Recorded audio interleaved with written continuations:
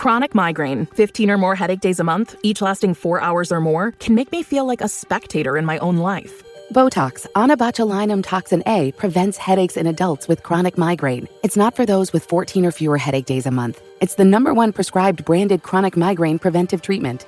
Prescription Botox is injected by your doctor. Effects of Botox may spread hours to weeks after injection, causing serious symptoms. Alert your doctor right away, as difficulty swallowing, speaking, breathing, eye problems, or muscle weakness can be signs of a life-threatening condition. Patients with these conditions before injection are at highest risk. Side effects may include allergic reactions, neck and injection site pain, fatigue, and headache. Allergic reactions can include rash, welts, asthma symptoms, and dizziness. Don't receive Botox if there's a skin infection. Tell your doctor your medical history, muscle or nerve conditions, including ALS, Lou Gehrig's disease, myasthenia gravis, or Lambert-Eaton syndrome, and medications, including botulinum toxins, as these may increase the risk of serious side effects.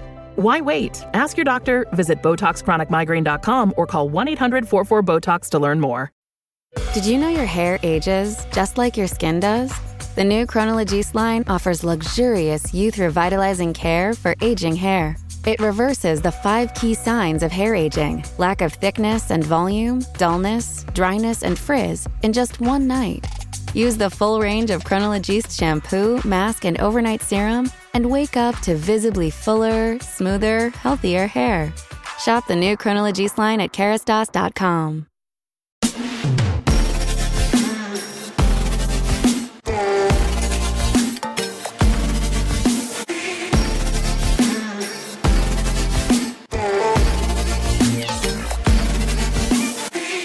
Welcome back to Crime Besties, to the second last episode of the year, Meg. Can you even believe it? No, it's still May, isn't it? Yeah. I'm not ready for December at all. Okay. Yes. Well, you've got a really good excuse not to be ready, so that is completely and utterly understandable. Doesn't stop it happening, though. No, it does. Unfortunately, no, it doesn't. No. It is coming at a very, very rapid pace. It really is. Like, I honestly just don't feel like this is where we should be at this point in the year. I don't know. It's not feeling like normally the last few weeks of school and all those sorts of things, there's a vibe. I'm not feeling the vibe. And I know why I'm not feeling the vibe, but like it's making it really hard to like wrap Get up in the year. spirit. And actually, I'm one of those people who I need like a deadline looming on top of me to get shit done. And I'm not feeling that at the moment. I'm kind of like, there's this weird like, it's really not. Like, she'll be right. Yeah, she'll be right kind of attitude that I'm like, no, I need to freaking do shit. But it's not. You Like, also need the motivation then to do it. And given everything you've been through, I understand why it's not at the forefront. No. It's a lot. It's a lot. It's a lot, even if you've got nothing else going on. No, exactly. So, Christmas is mental. I actually caught up with a dad at school this morning. Oh, don't you love dads at this time of year? Oh, well, so he's like, oh, hi, I haven't seen you for ages. I'm like, yeah. And he's like, how are you? And I'm like, honestly, I feel like I'm limping towards the end of the year. Yeah. Although last year I felt worse. This year I'm feeling a bit more on top of things. Okay. But when you finished all your fucking Christmas shopping already. Yeah. Bitch. And then he's like, oh, I was actually talking to someone else the other day and yeah, that's right. It was at cricket on Friday night. And they said the same thing. They're like limping towards the end. And he's like, I just feel great. And I'm like, I'm not actually going to have this conversation with you, but I'm glad you feel great. Maybe you should check in with your wife. Yeah.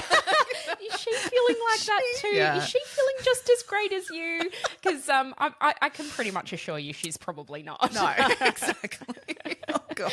So oblivious to it. Oh, yeah. It's weird. There's like all this stuff just comes to the house. Just arrives, and it all just like gets done. And I don't even know what we're getting everyone. Oh, that one. Yeah. I still love that whole, when the kids open the presents and dad looks just as excited and surprised as the kids. Yeah.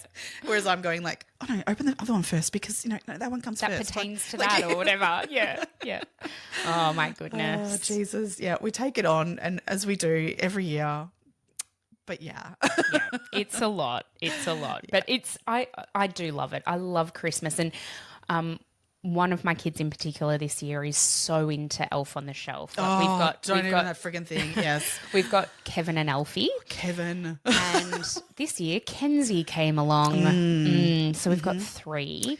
But my eldest is... One isn't enough. I don't know how you do 3. That's just I thought don't. process of like, yeah. My eldest is taking care of that now. So making sure the elves are attended to and everything's all good. So It's the worst, going to bed at night and going, oh, fuck the elf. yeah. Oh, my God. Like this morning, I had, I do these things to myself, I think, you know. But, We do. We're gluttons for punishment, oh, I my think. God. Set up the elf with like a note that was printed that said like, shh, don't read this out loud. I've put a spell on your mum and she can't read it.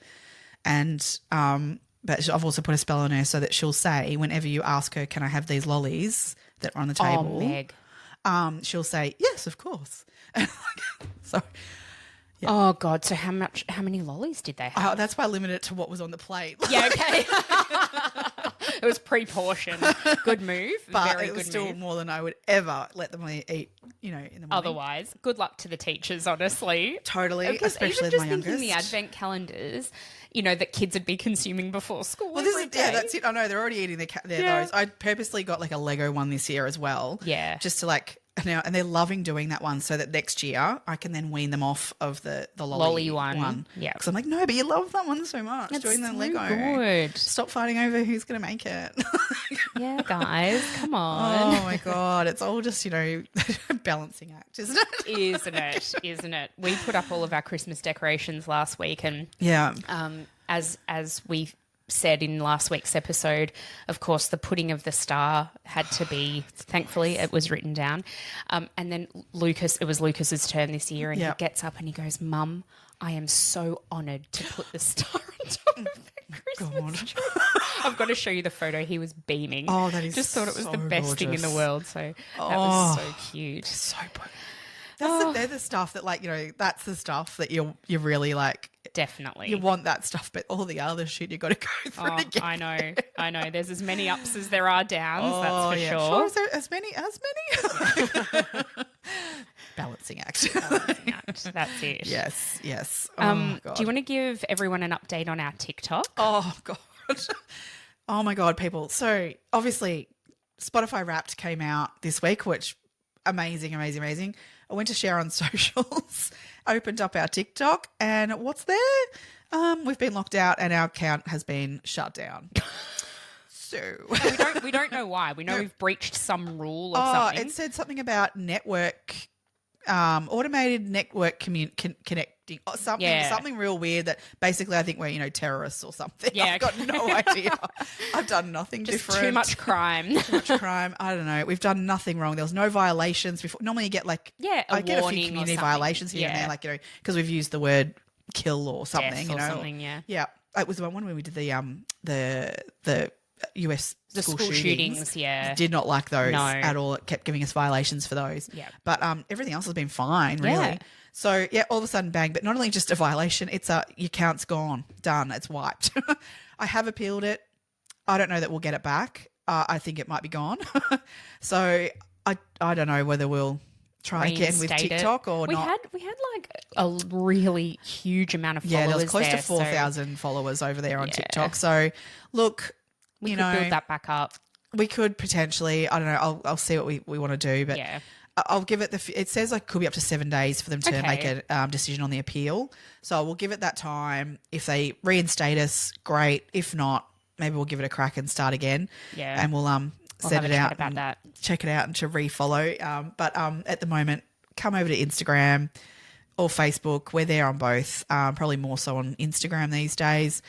The same stuff gets posted pretty much, but just move on over there for the moment. Like, I don't know, is TikTok worth it these days? The algorithm had sure. certainly it was great for us when we first started, and I really like I think that's what's so sad about it.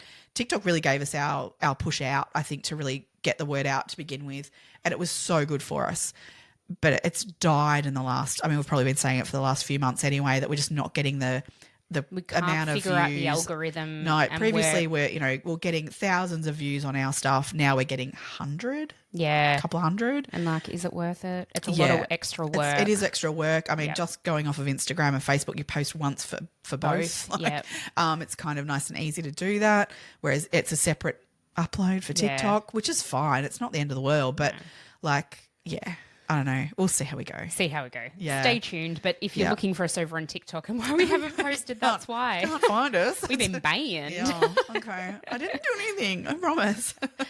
Another place that you can come and have a look at us, though, Yes. is over on Patreon if you want to join us over there. So Yes. we have a bestie tier that's $5 a month. Yeah. You can cancel at any time. So if you just want to come over and check out what we've released there, you can see all of our back episodes. So the Patreon and only without episodes ads. without ads. Yeah. And this week we released one that I recorded with producer Pete. Meg, what was your favourite part of that? Oh, freaking, it's in context. Yeah. It's talking about, you asked Peter if he actually knew certain people relating to stories, because he's not an avid true crime person, but he listens to every podcast of ours because we're bounced. And so you were asking him if he knew who John Bonet was prior to listening to the episode, and his response was, "Oh, I do get her confused with Honey Boo Boo."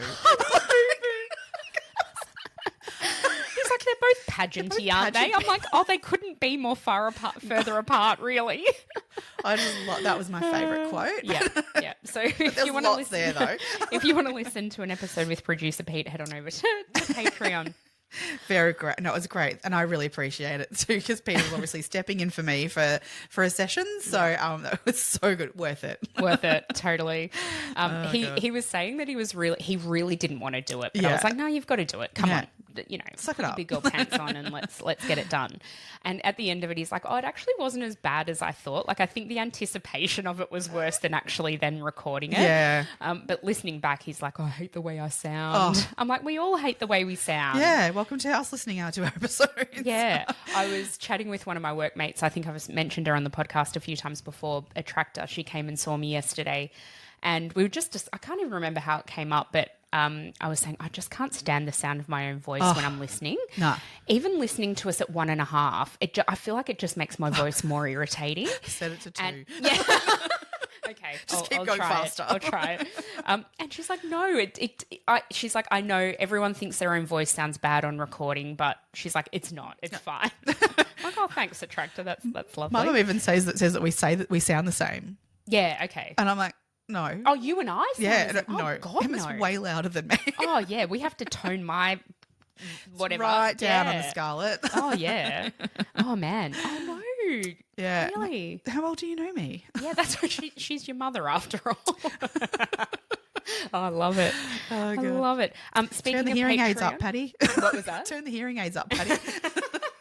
Maybe listen with an earbud. Maybe. That might be a way to go. Yeah. Oh, there's a good idea for a Christmas present. Oh, she's got them. Oh, okay. I love how I whispered that, thinking she might not hear it. Oh, no, she'll be like, what are they on about? Yep. Speaking of Patreon, though, we do have 2 new Patreons this week. Yes. Lynn Curry, my mum. Thanks, Lynn. Mum. And Dad, because they're sharing an account. Loved it that she worked it out. Or, Well, no, I did it for her. Yeah, got it. Oh, and it was like, oh my God. Oh, it was kill like you pulling now. teeth, because we had to log into Google, and then we forgot the Google password. So we Oh, had to- don't. Anyway. Yeah, I've been there. But appreciate it, Mum and Dad. Thank you. Yes. And then, Welcome. and then we've got Beck McKeering as well, who's joined us this week. So thank you very, very much to both of you. Yes. We've had coffees bought for us by Christy Kay, who's just found us and is really enjoying our back catalogue of episodes. So thank you very, very much for that. And then, yeah, we've had some really lovely comments as well. We've actually had so many pertaining to with your dad passing away and how lovely people have been. Amazing. Thank you so much for all the love for that. It's been so... I was at one particular person I was actually messaging back and forth with a fair bit.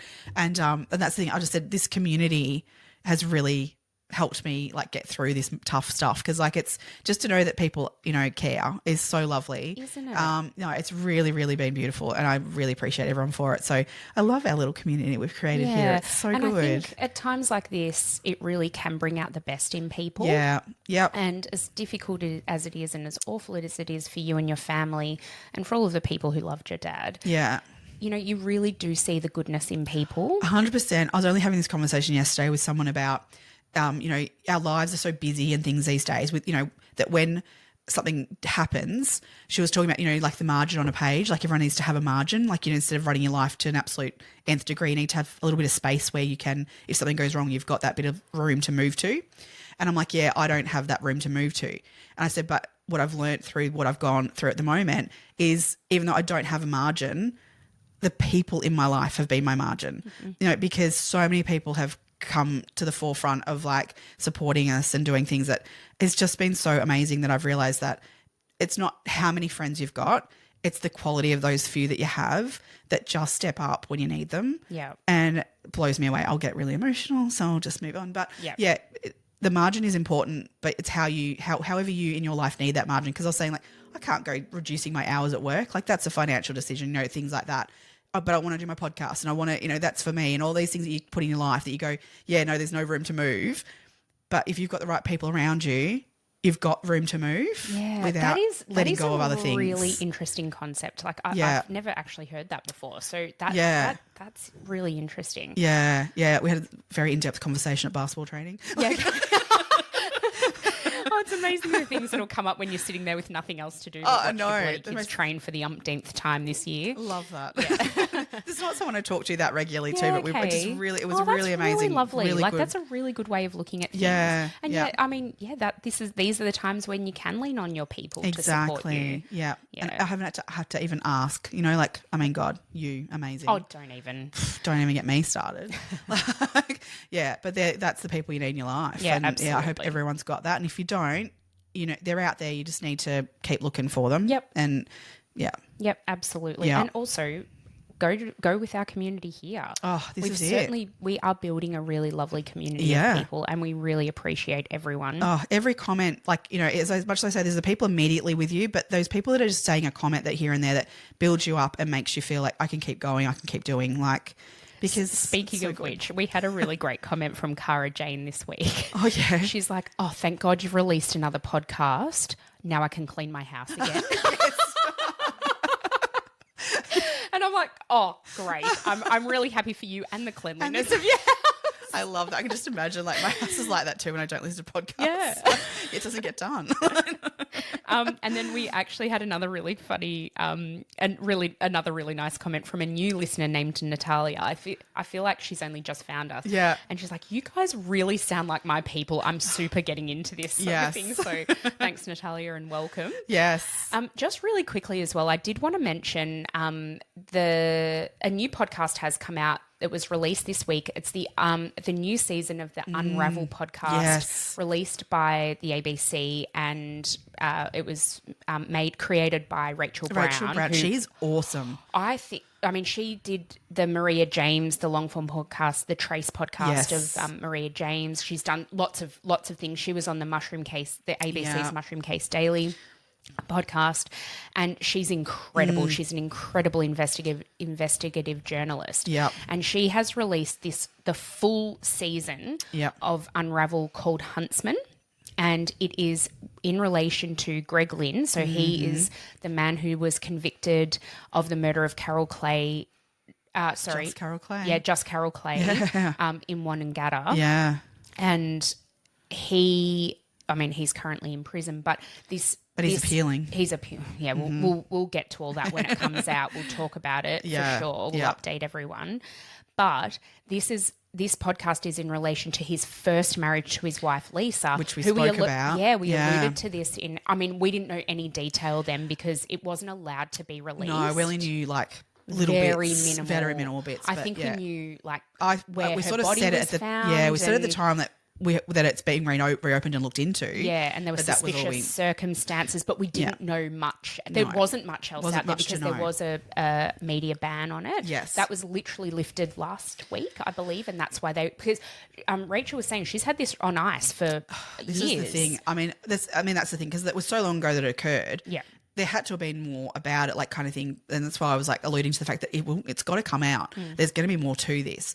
But nothing changes in terms of time other than people actually speaking out. So hopefully this is the moment and something will come of it because my gut instinct is that he'll get off of Carol Clay. And so hopefully then he'll go down for that. Yeah. And maybe even the neighbours. And then maybe we'll find out who died in the Northern Territory. Yeah. Yeah. let's wait and see. I don't know. Yeah, there's a lot there, a lot to unpack. Yeah, I think it's an real incredible issue. podcast, guys. Go over there after you finish listening to this, obviously. totally. Head on over there and give her a listen because I just love her. She's great. She's really, awesome. really good. Yeah. Very good. So this week we are discussing the Last Stop Larrimah disappearance of Paddy Moriarty. Now, in preparation for this, obviously, we watched the Last Stop Larrimah HBO documentary, which is on Netflix at the moment. Well, it's been on Netflix for a while and it's still on there. So please do yourselves a favour. If you haven't watched it, you need to must. It's a two-parter. I think the episodes are maybe 50 or 60 minutes each. Yeah, it's not a massive time commitment, but bloody hell is it worth it. It's from fantastic. both angles of like a mystery crime kind of situation, but the characters. So I'd watched this ages ago when it first came out, and I remembered it. You know, I sort of remembered what was said and what was done in it. So when I was researching this, Oliver was like, "Can I watch it with you?" And I was like, "Actually, you know what? You can. There's some swearing, gruesome. and that's right. There's nothing gruesome. There's some swearing. I mean, it's not like he doesn't hear swearing otherwise." What? Oh, actually, speaking of swearing, I got a new phone this week, and I texted you yesterday, and I was like, "What the fuck?" But it auto-corrected to "What the duck." I looked at my phone and saw that and went, "That's not Emma." I'm like, "Oh, isn't that cute?" My new phone doesn't realize that I always mean fuck. I never mean duck. Say duck. So I've got to train my new phone. But anyway, so Ollie watched it with me and he was so invested.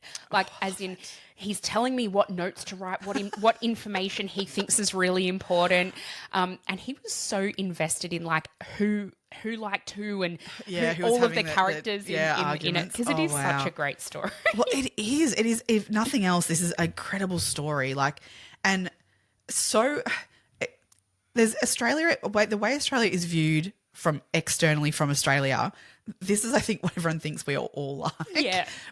But we as Australians are fascinated by these Australians. That's right. That's right. Because I mean, how many people actually live like that? It's, I mean, probably not today, these days, like it's not that many, but maybe back in the day there was a lot more of this style of living. I don't know. Maybe. Because I went into a whole rabbit hole of like real estate in the area. Yeah. Like, it just blows my mind. How cheap it is. But also then like, I mean, but even then, like how do people pay for that and why? And what's your return on that? Like, you know, it's not an investment really, is it? Absolutely not. We can talk about that more as we get to it because, that fascinated me too. Like, it just really fascinates me why people make those decisions. Yeah. Agreed. Yeah. All right, let's get going. So Patrick Joseph Moriarty was born on the 30th of March in 1947 in Limerick, Ireland. His mother's name was Mary Teresa Moriarty, and he doesn't know who his dad is. Yeah. There was no father listed on his birth certificate at all. Yeah. When he was 18, he moved to Australia. He came over on the Fair Star, and he had no relatives here. So I actually couldn't find what his motivation was. I don't know that he's ever spoken about why he decided to come to Australia, but obviously he was looking for a bit of an adventure. Work, that sort of thing, I think. Just that's a different, what it was? because I mean, he was sort of a station hand, that kind of, work. So it may be just that it was a pull of what Australia had to offer in terms of that sort of style of work. I just assumed that he fell into that when he came over. He did that back home too, a little bit. Like, he was only young. He was only 18, 19 when he arrived here. Yeah. So, it was certainly, that was what he was interested in working as. Okay. So then that kind of makes maybe sense. that's all it was. But yeah, it wasn't sort of specifically stated from him that that's why. But that's kind of the vibe I got. I believe he was quite a skilled cattle musterer. That was like one of his specific skills and made him sort of fairly employable on cattle stations. Exactly. And he also worked as a road grader driver as well at some point in that time. Yeah. He loved himself a rodeo. Now, okay, I got my nails done last night. Oh, God. Okay, where was all this? And I don't even, so I was getting my nails done and the tech was saying, she's like, "Oh, what are you up to this weekend?" And I was like, "Oh, I've got my work Christmas party." And she goes, "Oh, the person who came in right before you has her Christmas party this weekend as well. And she's going to the rodeo." And I'm like, Oh, what? What? I didn't even know we had rodeos in Australia. She's Oh, like, in "Yeah." Australia, yeah, but not local. Well, apparently just in the Yarra Valley they do them. Oh, I have heard them doing out that way, yeah. Oh, okay. Yeah. I'm like, oh, right. I didn't even know we did. Like, not in Victoria. Like, not in, suburban Melbourne, Not in really. suburbia, no. But yeah, a bit further out. Yeah. Yeah. Anyway. Okay. That's an interesting choice for a Christmas party still. I don't know what industry this person was in, but No. it is an interesting choice. Yeah. I guess it's something I different. could come at it like something fun and different to do. Yeah. I find them really like rodeos, even when I've watched a few. Like I haven't been to anything live. Let's just say that, but like I don't know that they scare the shit out of me. Those bulls, like Oh yeah. No, hold on. Are you thinking? horse ones. Yeah, I think it's a horse rodeo. Oh, okay. So what's the difference Or are you thinking of like when the bull like bullfighting? bullfighting? That's rodeo. different. No, They that's ride the bull. bullfighting. They ride the bull. Oh, the bucking bull. Yeah. But aren't they horses? No, they're bulls. They get on the bull. Do they? Yeah. Okay. I thought a rodeo was anyway, whatever. Paddy do they do liked with a the- rodeo. What do they do on the horses? Do they get to? Is it the same sort of thing Well, like I thought so. like a non-broken in horse kind of situation? Maybe. Yeah, I thought so. Well, that's less scary. But I mean, well, not that you want a horse stepping on you or anything like that. But No. but they're nice. Yeah. But I don't bulls know. aren't. I don't, No. Okay. Or I'm maybe lost. me too. We're gonna have to do some research on rodeos. it sounds. Totio. He won- Totally. So he won a belt buckle in Darwin in 1996. I believe it was quite a coveted prize that he won rodeoing, whatever that right. actually is. I don't know. He had a partner for a long time named Dorothy Rankin. She worked on the stations with him, and their relationship. I feel like it was possibly one of convenience. They were sort of there and with each other. Yeah. Because as soon as she retired, they separated. She moved away, and that was kind of the end of the relationship. Is it maybe a little bit of, and which I think pops up later? It's like small doses of Paddy, and maybe when retirement hit, it was like, whoa, this is a bit too much. I don't even think he'd retired though, but I think she'd retired. Yeah, Yeah. that'd be enough, maybe. Yeah, that's what I'm thinking. That's what I'm thinking. She moved away and went, probably I'm done with that now. He then had another relationship between 2000 and 2003 with somebody. And then from that point onward, I don't think he had any further relationships after that. No. Paddy was quite a small man. He was only 165 centimetres tall. I can say that because I'm 165 centimetres tall. So For a man, that's pretty short. But you look at him in the documentary and he was little. Like he wasn't a big bloke by any stretch of the imagination. Yeah. In 2006, so health-wise, he was doing okay. In 2006, he was diagnosed with ischemic heart disease and had to have some stents put in. But otherwise, he was actually quite much, healthy. Yeah, fit as a melly ball, as they'd say. Well, isn't it? But then you look at how much beer he consumed, which I actually did some calculations of that. Because Well preserved, blew maybe. my mind. Yeah, definitely Yeah. well preserved. A bit pickled, maybe. Yeah. I just got up there and I was just like, oh my God, thank you. And then I heard, anyone, please help. So he's like Superman being able to carry me off the mountain. The award-winning Tell Me What Happened podcast from OnStar is back. New emergencies, new heroes. Find out what happens in season 6 of Tell Me What Happened. Out now. I wrote a little song to remind you, Choice Hotels get you more of the experiences you value. The Cambria Hotel's got it all. A rooftop bar, have a ball. Cocktails up here feel just right. Is Cambria amazing? All right. Bring a date, your team, or even your mom. Book direct at choicehotels.com. See you on the roof. In 2008, he moved from Daly Waters to Larrimah. Mm-hmm. And that was 2005. Oh, was it? Yeah, 2005, Okay. I think. Yeah. And in 2010, he bought a disused servo in Larrimah, which was called the top end of the paddock. Top of the town. Top of the town, that's Yeah. right. God, where did I get paddock from? Yeah. For $30,000. $30,000. Wow. It was pretty run down. Like all of the dwellings and businesses in Larrimah, I'm going to say it, they are pretty dilapidated. Yeah. Nothing's really been upkept. And Well, I mean, the weather alone out there for sure. would cause damage to things very quickly. Like nothing would stay new for long due No, to that. no. I'd say. We're talking outback Northern Territory. So Yeah. Larrimah is 158 kilometres south of Katherine, which is the next sort of biggest town, really. Yeah. On the Stuart Highway. And at the time of Paddy's disappearance, it had somewhere between 10 and 12 residents, depending on who you asked at the time. I find that hilarious. Most places say 11, but then some places say 10, some places say 12. Well, it depends on who you count as and who being you ask. residents. That's true. Too, because like there was a bit slight transient population there. There would be people who'd come for the wet season, and then go away for the dry season. Because the wet season's when the good weather comes. That's right, exactly. There's no mobile phone reception in Larrimah, so that gives you an idea of how remote it is. There's one phone box down out the front of Fran's, which we'll get to. Which is down the Paddy's end as well of Larrimah. Yeah. When we say down the end, it's like one road. Not far. Yeah, it's not far. From the north end to the south end, it's not very far. No. We can actually even pop the map stuff on the socials, for do you sure. reckon? Yeah. So...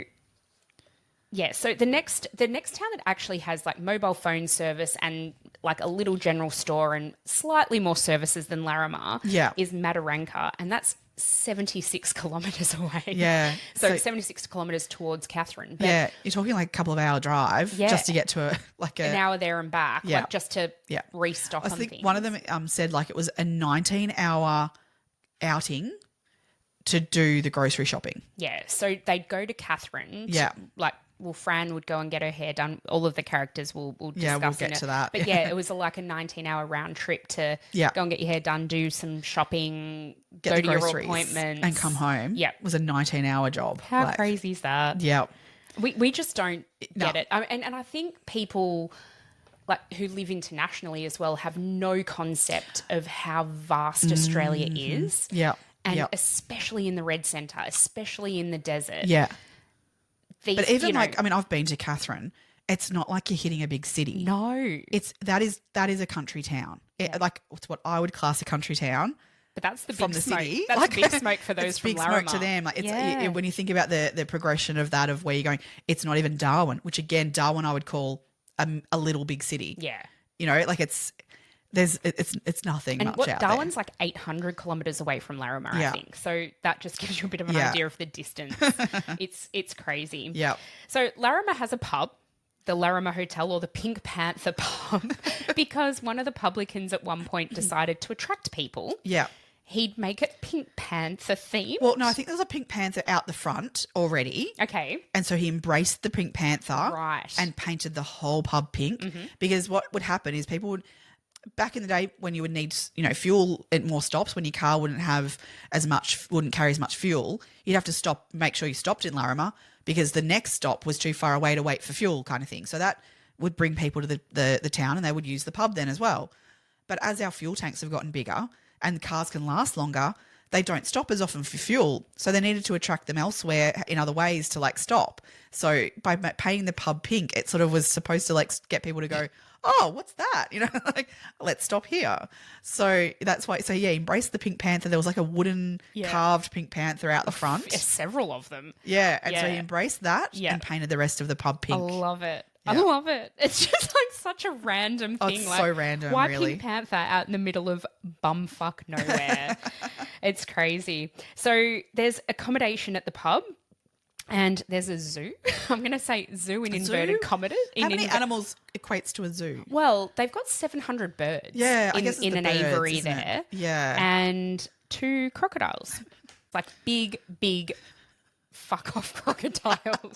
one in particular was a massive crocodile. It was given to him by Bob Irwin. Oh yeah, so this is didn't he give Bob Irwin his first? I've heard crocodile? it both ways around. Actually, now you say that. So what I heard was that he gave Bob Irwin his first crocodile, and and then he's obviously gone back to Queensland, right, and essentially started what became Australia Zoo, which is we're talking about Steve Irwin's father, so not Robert Irwin, who's the grandson. He's named after his grandfather. He just turned 21, and that's so wrong of me. I know. Did you watch him on Dancing with the Stars? Oh my God, he could not be more perfect. He's in so many ways. I hope my kid grows up to be like him because Same. he is such a beautiful person. Oh, and the picture of positive masculinity. Yes. Oh, we could talk about him forever. Yes. Yep. Rate him so Rate much. him so highly. He's oh well my done to Steve and Terry. 100%. Yeah, because in the spotlight it could have gone Oh, easily gone the so other many way. wrong ways. So our mate Paddy was a regular at the pub. One of his jobs was cleaning the toilets, showers, and the hotel rooms at the pub. It wasn't really his job though. Like, as in, like, he just did that. He didn't. I don't know that he got like paid. I believe he got paid. Did he? I believe, but it was like not a lot. Beer. No. No? He used to pay for his beer. So I think he did get paid. It wasn't a huge amount of money, but it was enough to tick him over. Well, this is the thing that I got. How do they live? Like, what do you? I know. Yeah, I know. He also tended to the garden a little bit. Yeah. So he'd do all of his chores in the morning, and then he would go and sit in the pub in the afternoon. I'll chat a little bit more about his routines a little bit later on. Very strict routine. Very strict routine. So at the other end of Larrimah, to the pub, was Fran's tea house. So Fran's famous pies. God, they look disgusting. Oh, they looked so gross. There's no way I'd eat that. I wouldn't eat it. There's no way. So the pies were like camel and buffalo. Yes. They did have beef on the menu, but still, I'm not. And then I look at them like, how's the refrigeration in a place like that? That was exactly, Did that get you too? Got me too. Yeah. I mean, she did talk about having deep freezers and stuff, but like, I don't know. I just don't trust it. I know. They did not look good when she was But did you also see the bit where she was like scooping the meat into the pastry dry cases as and it looked hell. like fatty as all fuck as well? I'm I like, love a meat pie, but like, oh, same, but it did not appeal to me at all. No. But she, sorry, Fran, Fran, don't come for us. But she had every sign. This is the bit that I just loved about her.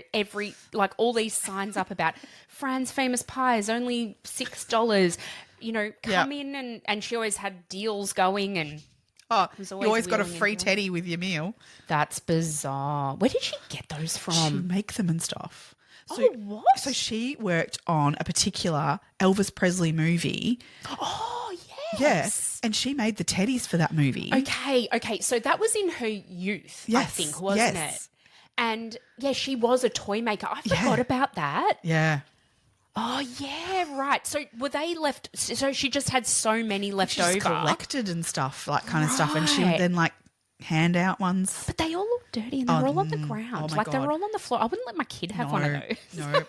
I'd be like, oh, thanks for that. Thanks. Into the bin, into the cat bin. Yeah. So, as you said before, opposite Fran's tea house was the top of the town, old disused service station that Paddy was living in. Yes. And the only phone box in Larrimah. Mm-hmm. So Paddy had a dog, and in December of 2016, his dog Rover died. And in November 2017, he was given a red Kelpie by the name of Kelly. So apparently Kelly was supposed to be a working dog, belonged to a friend of his. But Kelly didn't want to be a working dog. She was more suited to being a pet. So in these circumstances where, you don't really have the means to look after working animals that are not pulling their weight, Paddy sort of took on responsibility and took on Kelly. Yes. And they had a very, very close, pet dog. They loved each other. It was his person, as in, No, for real. Absolutely. I love that. I love those was. relationships with dogs. I just think that's absolutely beautiful. Yeah. So Kelly went everywhere with him, everywhere. So she'd go on the back of he had a quad bike. Yeah. She'd go in the front seat in his full drive, and she was always with him. Yeah. Always with him, which I love. I love that. Oh, I'd love, yeah. That's so nice. As we were alluding to before, Paddy loved his routine. Mm-hmm. He was very structured, very particular, ordered, very particular, very clean. Now, we talked about the dwellings in Larimer being really dilapidated. Run down. Needing a fair bit of TLC probably. Yeah. But that didn't actually stop Paddy from having an incredibly neat and tidy home. Everything was ordered. Yeah, or everything had a place. And it was always put in the same spot. Yeah, and everything was labelled. Like, he was meticulous. Mm-hmm. Everything was absolutely spotless. He always wore a hat. Yes, he was bald, but people didn't even know. Like, he lived with a hat on his head all the time. Never. Then there was, never took it off. He either wore a cap, or this white, disgusting-looking cowboy hat. You've seen photos of it, yeah. and just It's the so sweatband well worn. around it. I'm like, oh, yeah. Yeah. But he would always Absolutely. wear it. The only time he took his hat off was literally to go to put his head down to go to bed, sort of stuff. It was if it was in his home, the hat might have came off, but that was it. Whenever anyone else was with him in the home or out of the home, his hat was on. And I think that's really interesting that, like, he was obviously so self-conscious of being bald that people didn't, he would cover his head so that people didn't know he was bald. I wonder, though, if it was that or just purely, knowing have seen people that. of, people of that ilk, though, tend to just wear hats all the time, too. Yeah, I think there's obviously an element of that. If you're living in the outback, you need to be wearing a hat should wear every a hat, day. But I think he was quite self-conscious. Self-conscious of that? Yeah, I think so. So not only was he ordered and meticulous with his possessions and that kind of thing, he was also very ordered and particular in the way he carried out his daily routine. Yes. Every morning he would walk his dog down Rubbish Dump Road. I love that, Rubbish Dump Road. Yeah, I know. Because where does it go? The rubbish dump. And that's the only other road in Larrimah. Yeah. Literally. He'd circle back home. He would then ride his quad bike to the hotel with Kelly on the back. Yeah. He worked until around midday most days, so working by cleaning, reorganising, changing the linen at the hotel. There'd be that many people staying there? Well, it was only enough to keep him busy for an hour or two, so probably not. Bit of gardening, bit of this, bit of that. And then it was beer o'clock. Yep. So around midday he would go to have some beers at the hotel, and he would then stay until like 4:30, 5 o'clock most days and go away. So every single day at around midday he would withdraw $40 from like the FPOS machine at the pub. Yep. He would spend his first $20 on 4 beers, so $5 a beer, right? Yep. He had a little fridge out the front of the Larrimah Hotel. So he'd buy his four 4X cans. Yep. 4X Gold. He'd put the beers in the fridge out the front of the pub. He would sit in the same seat, crack his coldies. Crack his tinnies.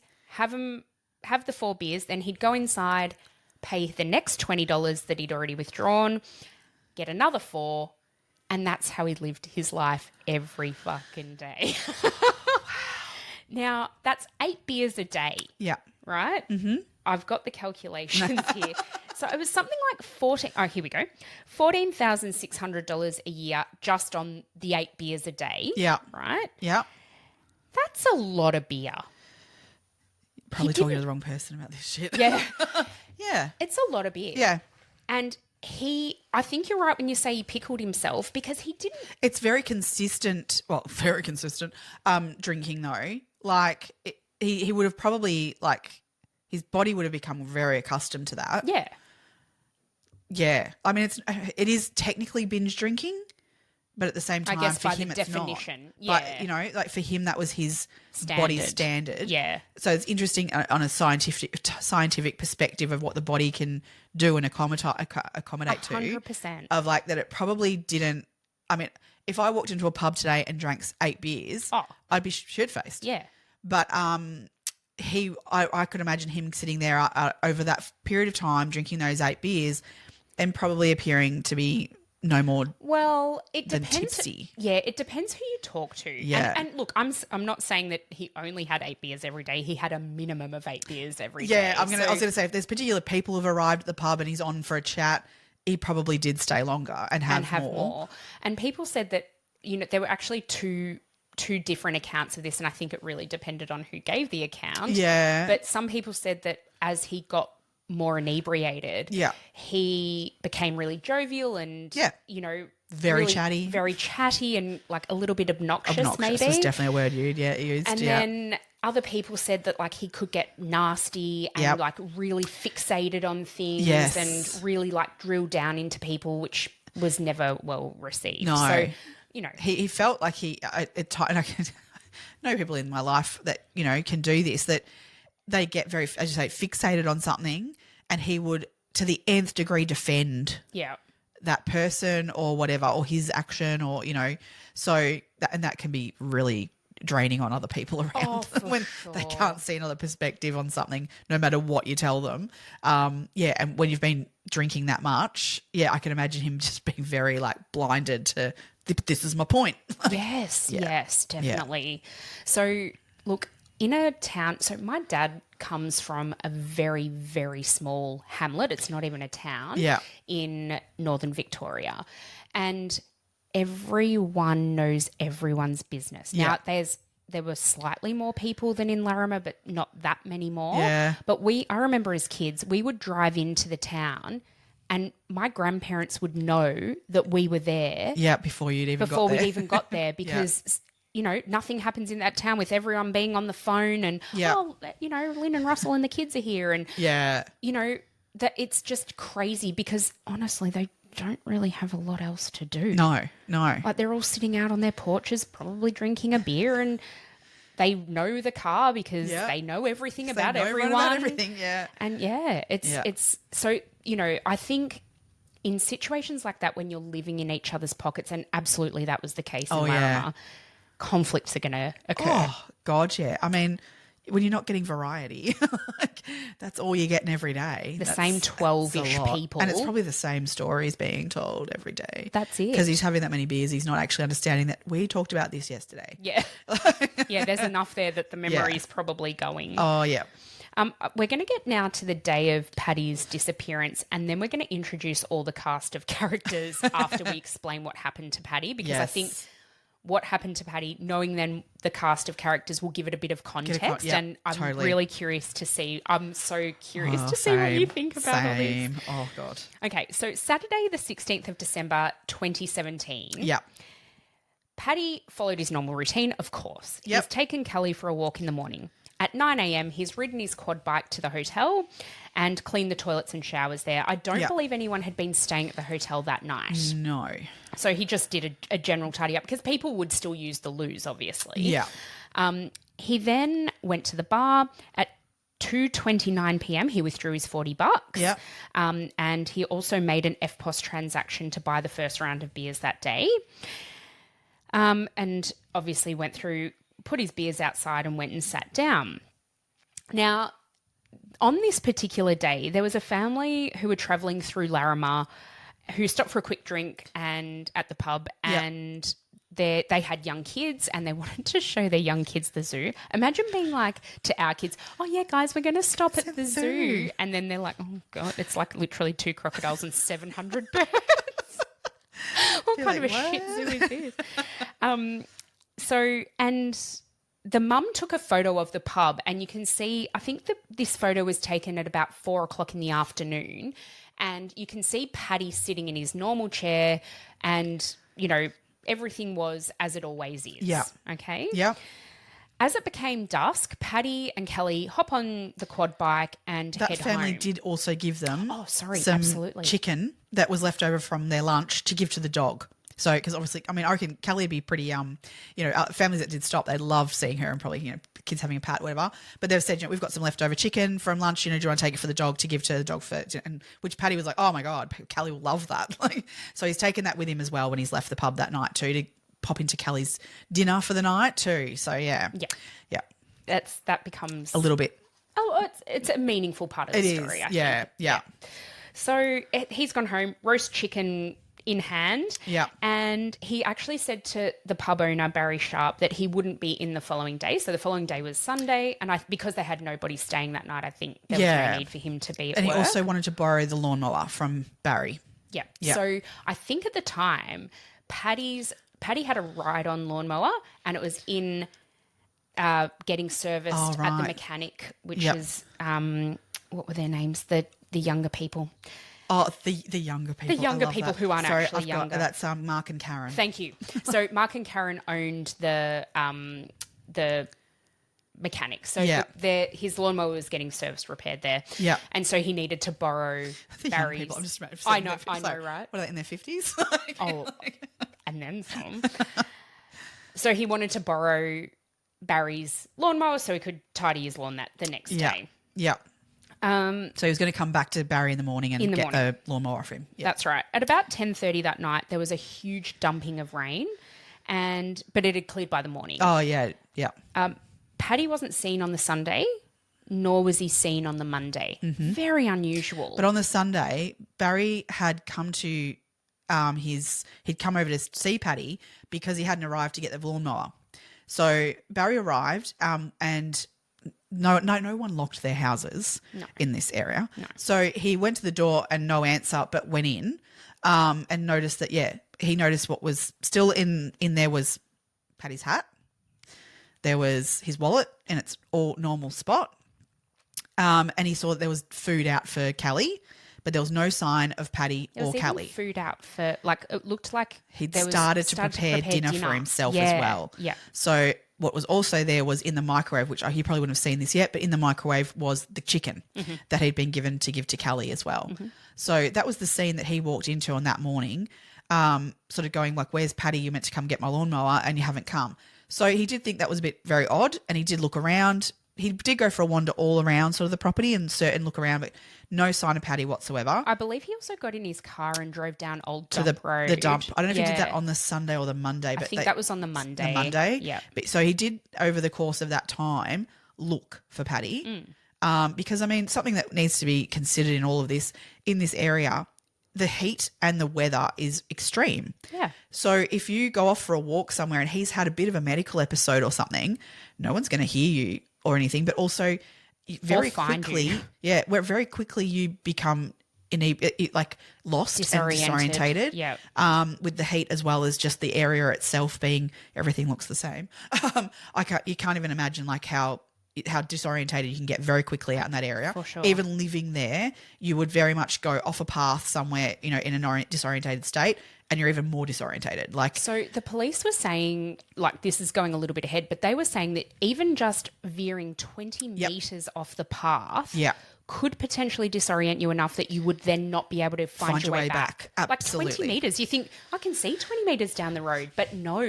This just goes to show how easy it is, how easy it would be to get lost. That's it. So that's why you always stick to paths. You do not veer off paths when you're out in that kind of area. Yep. But the thought of him having a little bit of a somewhat medical episode and veering off that path, he could get lost very, very quickly. So, that's sort of what Barry was sort of kind of going, I better check for him on his regular where he is because he could potentially see him 20, 50 metres away off of a path. But Paddy wouldn't be able to see back to see where the path is to orientate himself. Correct. So that was where he was kind of going, I'll go out and look. But no sign of either Callie or Paddy. So, but it did take 3 days for Barry to then alert authorities that Paddy was missing. So I find that a little bit interesting. I do too. I think there were reasons for that. I think he didn't want to panic and think something had happened. I guess we should also say, though, in terms of alerting authorities, there was no one in town. Oh, no. There wasn't a police station or a police officer assigned to visit regularly even. No. So although they did. The police officer in Mataranka did... I mean, I think Larrimah fell under his jurisdiction. Yeah, that's 80 absolutely. K's away. You're not doing a patrol there every day. They don't come unless they're called. That's right. Kind of thing. So, and it's not like you kind of go, oh, look, I'm going to Mataranka this afternoon. Well, while I'm there, I'll pop into the police station and mention it. If you weren't going there, it was out of your way. Yeah. So, considerably. so no mobile phone service, no nothing. I can understand a little bit of it being... In that area, I would consider it to be, this is really highly unusual and there's something wrong here. Oh, I just think when they first realised that he wasn't there and Kelly wasn't there and then maybe, I don't know, maybe wait the day and see what happened. I can maybe understand that. Maybe come at that, but 3 days? But then, because he didn't report him missing until the Tuesday, wasn't it? Yeah, it was the Tuesday. So on Monday evening is when Karen and Mark, who we discussed before, that's when Barry told them that he hadn't seen Paddy and they found out for the first time. Now, they were quite good friends with Paddy and they were like, oh, yeah, we haven't seen him, which is really sort of unusual. If he wasn't sitting on that patio in that chair of the pub, you'd be like, where the fuck's Paddy? Yeah. Yeah. They then decided to have a look for themselves very early on Tuesday morning. Yeah. So they went to Paddy's property. What they found was that the rain gauge had not been emptied and Paddy always always emptied his rain gauge. Yep. And it hadn't rained since that Saturday night. Any downpour, after the downpour, he would empty his rain gauge. Yep. It was one of his very strict routines. Every day. Yep. They found his sunglasses hanging from his quad bike, and the quad bike was under the carport next to his four-wheel drive. Parked absolutely perfectly. As he would always do. Yep. Now, he wouldn't, aside from the walk that he did in the morning with Kelly down Old Dump Road, he would never walk anywhere. No. He'd always take his quad bike. Yeah. And if he was leaving Larrimah to go to Mataranka or to go to Catherine or whatever, he would always tell someone. He would never go and not let anyone know. But he would also take his four-wheel drive that was parked there as well. Exactly. And then he would take his four-wheel drive. Yeah. So the fact that both of his modes of transport were at home, highly suspicious. And parked how he would park them. Yes.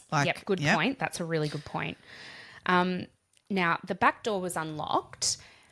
If Paddy was leaving Larrimah for any time, he couldn't actually lock one of the doors. He'd actually put up a mat and a like a Besser block to block the door from being opened. That would be more so for wildlife to get in. I'll say that than anything else. Yeah. So, but that wasn't the case. Yeah. His kitchen fan was on. Yep. His usual cap and cowboy were in the house, which we've already spoken about. Yeah. His medication, which again he was incredibly diligent in taking every single day, was still in the refrigerator. Yep. The food containers on the table looked like he was about to prepare a meal. Food in the dog bowl. There's food in the dog bowl. Yeah, that one gets me a lot because what dog leaves that? Exactly. Yeah. The dog bowl was on the floor, like it was ready Kelly to go. Could have been eating it. Yes. There was a pedestal fan that was on, pointing to the made bed. Again, odd. Getting ready for bedtime. Like, that's, preparing that getting next part of the night. Sorted. And then the other thing was the gate to his property was open. And he would close it every single night because he didn't want feral donkeys in his property. Oh, don't get me started on the feral donkeys. I want to know what a feral donkey looks like and what they behave like because donkeys are so cute. Oh, no. A feral donkey is not cute. And apparently there were thousands of them. Yeah, like that was the biggest thing they had to worry about was feral donkeys. That cracked me up. Feral donkeys. Yeah, oh my God. I love it. Karen and Mark were really concerned that he might have had a medical episode or he'd gotten himself like really drunk that night and gone off walking or something. Yeah. They didn't really know. They searched for about 3 hours and then they were like, well, we've looked everywhere that we would think that he could possibly be. Yeah. They even went to the dump to see if like he'd fallen in or something like that, but no, there was no sign of him at all. Yeah. So they went to the hotel and asked Barry to call the police. Yeah. This happened at 4:00 on Tuesday the 19th. The last time he was seen was like about 4:30, 5 o'clock on the Saturday. That's a long time. It is. It really is. I think, particularly, out in that kind of area, that's the difference between finding a live person who needs medical attention, say, and a very much a dead person. Agreed. Yeah. Police arrived on Wednesday afternoon and started searching. They found the barbecue chicken in the microwave, as you said. So that's really odd. Yeah. And anyway, a search team ended up being sent out from Darwin, which is 500 kilometres away. So like 5-6 hour drive. I got to love the head of the search though from Mataranka, the guy there. Oh God, I just loved him. Yeah, he's an ex-principal, and I love the way he just goes. Wasn't kind of really cut out for it. Yeah, but he's such a principal. So many ways I could actually see him being a great teacher. I could be a brilliant teacher. Yeah, he just had a really great personality about him. Agreed. Of like that he would just. I don't know, reach kids. Yeah. but he's like kind of gone, teaching wasn't really my thing, but I still do it a bit here and there. Yeah, I love it. But he headed up like the search and rescue, and like he was just really interesting how he felt like when they got to the town though to do this search, there was a real vibe of the local people, even though he was from Mataranka, let alone the people coming from Darwin. There was very much these outsiders coming in, and they didn't really want to open up to them and talk. Ranks, they didn't they? And he said, you go to these search and rescue things, the people from the local town get involved and help look. They shut shop. Like and they literally provide food. They really support the people who've come to help out. They were like, these strangers are here, and they shut down completely. Yeah. It was a really interesting take on that and the people that live in Larrimah. Agreed. Yeah. It's a very interesting way to behave. Absolutely. Given the circumstance. Yeah. The police, when they arrived from Darwin, the special search team that arrived. Their initial thought was that Paddy had been taking Kelly for a walk and had a medical episode. Yeah. And then became disoriented and lost. They used helicopters, motorbikes. There were apparently a couple of World War II bunkers in the area that they searched. Because originally it was a fairly popular and very well used for the army during the war and things. That's so, it. Yeah. Exactly. But no evidence of him or Kelly was found. No. So the next thing, I guess, given the weather conditions and the fact that so much time had passed, on the 23rd of December, I think it was, they decided to stop the search because they'd been looking and they hadn't found anything. And the likelihood at this stage was that he would be deceased. Yes. And that they'd be just looking for remains. Oh, there's no way he would have been able to survive out there without shelter, food, water for that amount of time. Yeah. So the police continued sort of doing some investigations because things didn't feel all that great when they were in Larrimah looking around.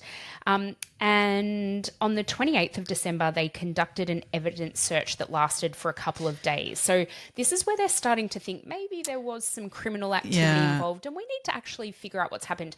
The reason for that was because of the way that Paddy's house was found. Yeah, but also the fact that I think it was actually Christmas Day on the 25th of December, they'd conducted interviews of all 11 or 12 residents of Larrimah as well. Yeah. So from those interviews, that led to them, and also the fact of what evidence they did have of when Paddy last was in his house. Yep. They've decided we need further investigation here. But nothing really came of that. They did look in. Well, not really. Nothing of note really came of it. I mean, obviously, we will get to some, but the feuds and stuff came out. But in terms of evidence of what happened to Paddy, there wasn't any. No. So they actually then came back in May of 2018 to do another evidence search just based on some of the interviews and other things that had come to the fore, which we'll get to in one sec. Yeah. But now at that point, they were really starting to think that foul play was involved just based on all of the evidence that they'd gotten to at that point. Yeah. Detective Sergeant Matt Allen headed this investigation, and he's in the documentary. Oh, fuck. So I just think he's a cop through and through. But he's a cop, but he's also a small-town cop. Yeah, Just crack me up. I just love it. The laid-back attitude and the... totally. But then even when you get the Darwin cops that come into it who are sort of, from the big smoke kind of stuff, they're still even a little bit like, I don't know, laid back, green, but laid back, very laid back. Nothing's a hurry, and I love the way that there was times where they obviously had questions from producers in the documentary where they kind of went, how am I going to answer that? Whereas a Melbourne seasoned cop would be like, exactly. bang, bang, bang. You're talking about that girl, and she's like, they ask her a question, and she goes, and she's like. There's silence for a good 30 minutes, seconds, and then she's like, we're just trying to figure out how to answer that. Yeah. And then we don't get an answer. No. This episode is brought to you by Palmolive. Family time isn't just the big moments. It's weeknight dinners, sitting around the table, everyone talking all at once. So when the plates are empty and the sink is full, use Palmolive Ultra. Palmolive's most powerful formula removes up to 99.9% of grease, leaving your dishes sparkling clean. And the new convenient pump makes cleaning even easier, so you can spend less time tackling dishes and more time together. Shop now at palmolive.com. With Sam's Club, you have the freedom to shop your own way. Curbside pickup? Delivered to your doorstep? Come in and grab it yourself? Yes, yes, yes. They've got plenty of options. Your call. Say yes to shopping the way you want. Join now at samsclub.com/yes and. You must be 18 years or older to purchase a membership, and membership is subject to qualifications. Visit samsclub.com/yes and for details. Anyway, let's go through the cast of characters of Larrimah. So we obviously already know about Paddy. Yeah. Fran first? Let's do Fran. Okay. So Fran is the local shop owner or cafe owner. Cafe? Sorry. Well, Yeah, I guess so. She calls it Fran's Cafe, doesn't she? Oh, yes. Oh, it's just called Fran's Tea House. Sorry, you're because she does do a absolutely right. Devonshire tea as well as. Yep. Imagine the curdling Nice. cream in that heat. God. I don't know why, but I just have a real vibe. And sorry, Fran, I just have a real vibe of like unfresh. Do you know what I mean? Like, Oh, totally. you know what I would eat from there? Nothing. A deep fried parma. No. Can you imagine how many times that same oil has been used? Oh yeah, actually. Yuck. Okay, I would open a Forex, but would I? No, probably not wipe either. it down first. Oh, you wipe down the. Yeah. Okay. Oh, yeah. Okay. Awful. So Awful. she is a central figure in this whole saga because she and Paddy had a blood feud. Like, honestly, they were to the point of it's what I reckon broke up her marriage. Yeah. Like, so in the same town is her ex-husband, Billy. Oh, Billy, you He's just just oh my beautiful. god! But you could break him with your. You could Oh yeah, but he was snap him very in half, sick, very unwell. He had cancer. Yeah. Yes. So many of them had cancer Yes, in that town. I know. Yeah, and Like, all different there's kinds, something- all different kinds of cancer. Different kinds. I was like, but there's got to be something in that. I don't know. Anyway, another day. But yeah, so her ex-husband lived in the town, Billy, and what their marriage, they'd been together for a long time. 50 years when they got divorced. Yep. So they were living at where Fran's tea house was and on the same property, all that sort of stuff, and with Paddy across the road. And when this feud started with Paddy, Billy kind of didn't do anything to defend Fran. Yep. Like a typical, I think, in some ways, Australian bloke. And I say the word bloke very, Pointedly. Yeah. Particular men, not Yeah, all men. yeah. A typical Aussie an bloke. old school Real outback. old school that just don't let stuff bother you. Yeah, that's you right. know? Just let it No, run even over though he's you. been a total prick, he just was like, that's just Paddy. But he was friends with Paddy too. Friends You've got with to, him. you've like, and Billy seems like a very nice man. Like, Yes. very easygoing, unflappable. things Just get to yeah, you, let like, things roll over whatever. you. Yeah. So because he didn't defend Fran, she like packed all his stuff up and shipped him out and pissed him off. Which I love how then he lives down the road and like so he could In a see her caravan. just to annoy her. Yeah. It's like I wasn't going to move away. No, why would you do that when I can annoy her by sitting here looking at her every day? Yeah, literally. I just It's funny. God. as. Still in love with her. What? Oh, yeah. Fran owned that tea house for 35 years. Yeah. And she actually met Paddy when he lived in Daly Waters. They would go down there. There's a pub there. So that was another place. No way. members of the communities around would go to the watering hole. Yes. So they met about 30 years before. So Paddy and Fran and Billy met about 30 years before Paddy disappeared. Mm-hmm. They were on good terms with Paddy when he first bought the top of the town disused service station to live in. Like they were quite friendly. Yeah. But things soon deteriorated and Paddy wasn't allowed to go to Fran's tea house anymore. I love it when he said she's like he put up signs saying that the best pubs, but the best pies are at the pub. Yeah. Like, and she's like, how would he know? I would never let him eat one of mine. It's probably like lucky Paddy for not having to, enjoy her pies. Oh. And then so what he wrote was best $6 pies in town at the Larrimah pub and put the sign in his property, which was road facing. Right opposite. Right opposite. So people would come in and be like, oh, maybe I'll go to the pub for a pie. And that really pissed Fran off. Oh, well. That I was the can start of it understand all. why that would. I mean, it's her yeah. business. It's her livelihood. Because she genuinely, out of this town, I guess, and the pub in this same vein, like, that's the only way they can make money. Yeah. Like, what else are they going to do to make money? Well, the mechanic. But even then, how many times does a car break down in the area?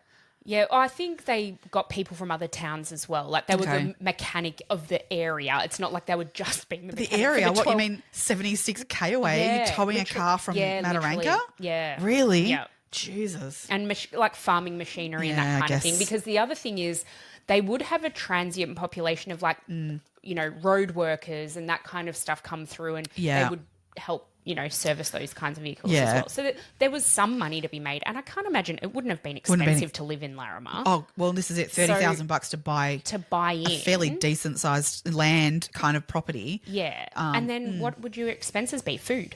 That's it. That's it. There's nothing else to do there. Beer. food. That's it. Electricity bill? Water bill? Yeah, I guess. Don't know. Oh, probably water would be on tank. It'd be tank water. Yeah, that'd be it. Yeah. Sewage Electricity. maybe, Bill? Like, I don't know. I don't know. I don't actually know. But no, they would have had septic tanks. Yeah. So they wouldn't be sewage. Wow. Anyway. Yeah, okay. So he also, the other thing around this time that Paddy did that really pissed Fran off was he kind of roped off his property so that her customers couldn't park near the tea house. Which it wasn't his land even. There was next to his property. Turned out it was Crown land. Right. So he was roping it off so they couldn't park on public property, basically. So there was no issue with them parking there, but Paddy just decided to rope it off. But in doing so, what that meant was people were then drawn down the road to the pub, where where you could park. Yeah. You couldn't park up near Fran's otherwise. Oh, fucking hell. So total shit stirrer. Oh, total shit. Oh, he was. He Yeah. was he was described in some of the documentary and a few other things that I watched as well as a bit of an Aussie larrikin. But he was a fucking pain in the ass. No, larrikin, small doses, passing through the town. Great, love. What a top bloke. You've got to pop in there because you'll see this bloke there that, tells a good yarn. Totally. But then you get to move on and never see him again. Yeah. You live there with him day after day after day. That's now not a larrikin. That's a pain in the ass. Yeah, totally. By this time, Fran and Billy had separated. Yeah. And Fran thought that Paddy and Billy had teamed up. And look, there actually was some evidence of this. Teamed up to just really get under her skin. So she accused them of things like cutting. This is so funny. She had CCTV cameras all around her property in the tea house. She accused them of cutting the wires, and Paddy admitted to it at one point. So did Billy, I think. Yes. And she also accused them of poisoning the plants. She had quite a nice garden. Yeah. What you can get out that way, Jesus, the heat. Yeah, it's in the remote desert. But she actually did have quite a nice little garden area. But 2 days before Paddy went missing, this is awful. This is actually awful. This is actually awful, Yeah. awful.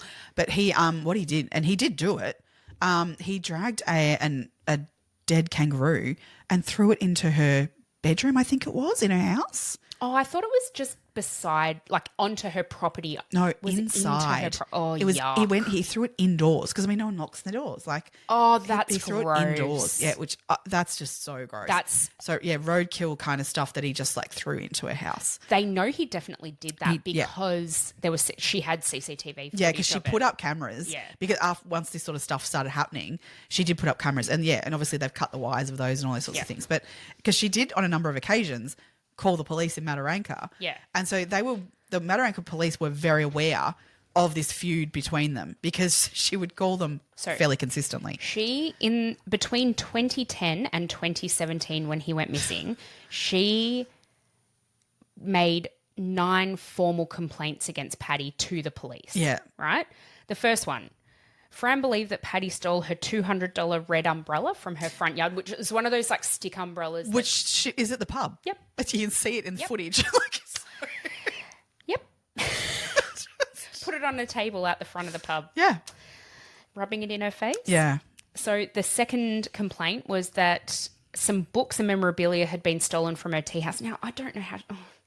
That place was quite cluttered. The tea house was quite cluttered. Yep. But she suspected that Paddy took them. He said that tourists must have taken them. I bet he did. Eventually, she conceded, though, to that one. She dropped the complaint on that one because she eventually conceded. So I'm like, did she then go back and look at CCTV? I don't know. Or found them? Yeah. I don't know. Okay.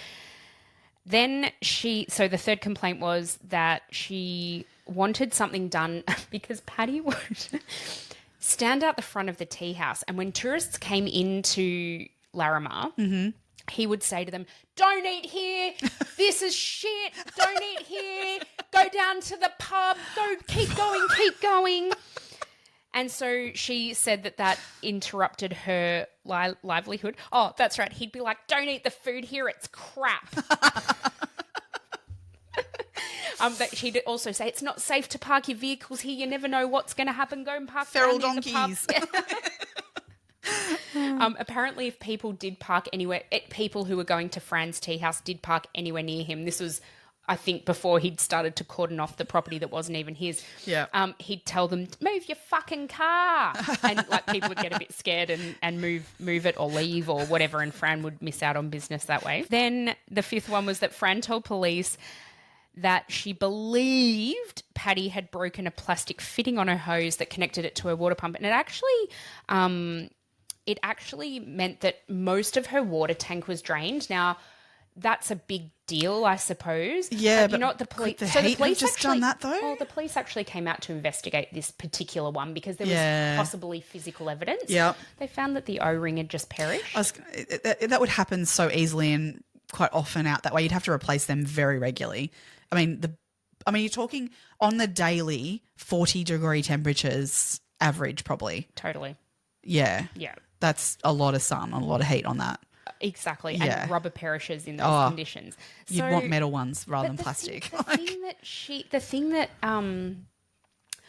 blows my mind is that the first thing she did was call the police about that. Yes. Not even go and have a look and go, oh, maybe there's there some is other something reason else to going this. on. Yeah. So I think that would have pissed the police off as well. The fact that they've had to come out here and investigate a perished O-ring. That's annoying. Yes. The next one was that Fran told the police that Paddy was in her yard with his dog at 9:45 p.m. in the evening and that he'd been turning her open sign to closed. So she'd flip it to open, he'd come, flip it to closed, flip it to open, flip it to closed. Yeah. The police actually did serve Paddy with a trespassing notice at this time because he'd already been told he wasn't allowed on her property. Yeah. The next complaint was that Fran told the police that Paddy was stalking her. Now, how the fuck? In a town of 12 people, you wouldn't be able to avoid someone necessarily. So, how do you prove stalking? Well, not saying he wasn't, but like... Yeah, he was. If he walked out of his house, he was stalking her, like, you know. But he was actually sitting on his front porch with binoculars looking at her. So this one didn't go to court. The police told her it's a civil matter. Yeah. You need to kind of sort it out for yourself. Yeah. So off the back of that, Fran then made a personal violence restraining order, tried to get one against Paddy. Yeah. They took that to court. Yes. And it was no go. Thrown out. Right. So Fran then had to pay the court costs for both of them. Look, it sounds like he's been a dick and he's been, as we said, like but Fran's also being incredibly sensitive to all of this as well. That's the thing. He knows he's getting at it. Yes, absolutely. So, this is where Grey Rock is a real thing. Grey Rock that shit. Like, don't let that get to you. And he wouldn't have done it to her so much. The fact that she would go to the police or all those things is exactly why he kept doing it. 100%. I mean, it's so hard in the moment. I mean, boredom. What else is he doing out there? I'll irritate Fran. I've something to do every day. Which is not excusing it. It's shit behaviour entirely. I'm not saying that it's, just ignore it. Like, you know, that's a crap response. I totally get that. But yeah, if she hadn't reacted, I don't think he would have kept going at it. I agree. I fully agree. Yeah. The last complaint that Fran made to the police prior to Paddy's disappearance was that she rang them and said that Paddy and Billy had tipped cooking oil all over her plants, and because it's so hot that all of her plants perish. Yes. The police could not establish that either of those two men were involved in that. So that just kind of got left by the by. However, on the night of Paddy's disappearance, there was a whole new lot of plants and a new watering system put in that night. Interesting, isn't it? Yeah. The timing of that is very interesting, yeah. So we're sort of now in September of 2017. So this is a few months before Paddy went missing. And Fran was looking for somebody like a groundskeeper, essentially, somebody to come and tend to her garden. And in payment for that, she would provide them a room and board, food and accommodation in exchange for the work around her property. She also did put into her ad a little bit of the fact that this person could act as a bit of a protector from a bit of a security guard for the property too. Yeah. Because obviously it wasn't working, that she was making complaints to the police and that being told things like it's a civil matter, you sort it out. I think she was really looking for someone else to be on the property to keep an eye on things, as well as herself watching things going on. Yeah. So interesting that then got so to she do put that. well, that's right. She put an ad in the Catherine Times newspaper. I think she ended up having to put in 3 ads before anyone even responded. Well, I mean, the whole part of this was like to come and move to Larrimah. Yeah. I mean, there's not everyone in the world who's like hanging to get there. No, but there's a certain type of person who will probably take that on. This is it. And the person who ended up taking that position on was a man by the name of Owen Laurie. Mm-hmm. He started there on the 4th of September in 2017. That's when he moved to Laramie. Yeah. We'll get to him, Larimah. We'll get to him a little bit later. Yeah, let's come back to him. Okay, I need to just make a note of something that I just saw then in my notes that I need to bring up later. All right, who do we want to do next? What about Barry, the publican? Yep, that's a good idea. Yeah. Barry Sharp. Yes. Okay. He's an interesting character. There's a whole lot with him that I just find really interesting. I agree with you. Yeah. There's something that I just can't put my finger on but unsettles me about him. Yeah. Anyway, so he was the owner and publican of the Larrimah Hotel. And the zoo. I think it all came part and parcel. Yeah. Because, I mean, yeah. He had a long-standing rivalry with Paddy. They did not see eye to eye. Oh, no, Barry and Paddy were like best mates. I thought they weren't. No, this is where, like they were supposedly best mates. Supposedly. Okay. Very, very tight. I know that. Are you thinking of Richard or are you thinking of Barry? So Richard was the bartender and Barry's the publican who owned the place. Yeah, so did Paddy have a good relationship with him? They were like besties. Oh, okay. Yeah. All right. So anyway, Richard's a little more, I'll see it from everyone's perspective. Yeah. And a bit more fence sitter, but made of Paddy's. Yeah. Because it's kind of like, the way I see it was there was Fran and pretty much her on her own. Fran. And then there was the people from the pub. Yeah. Right?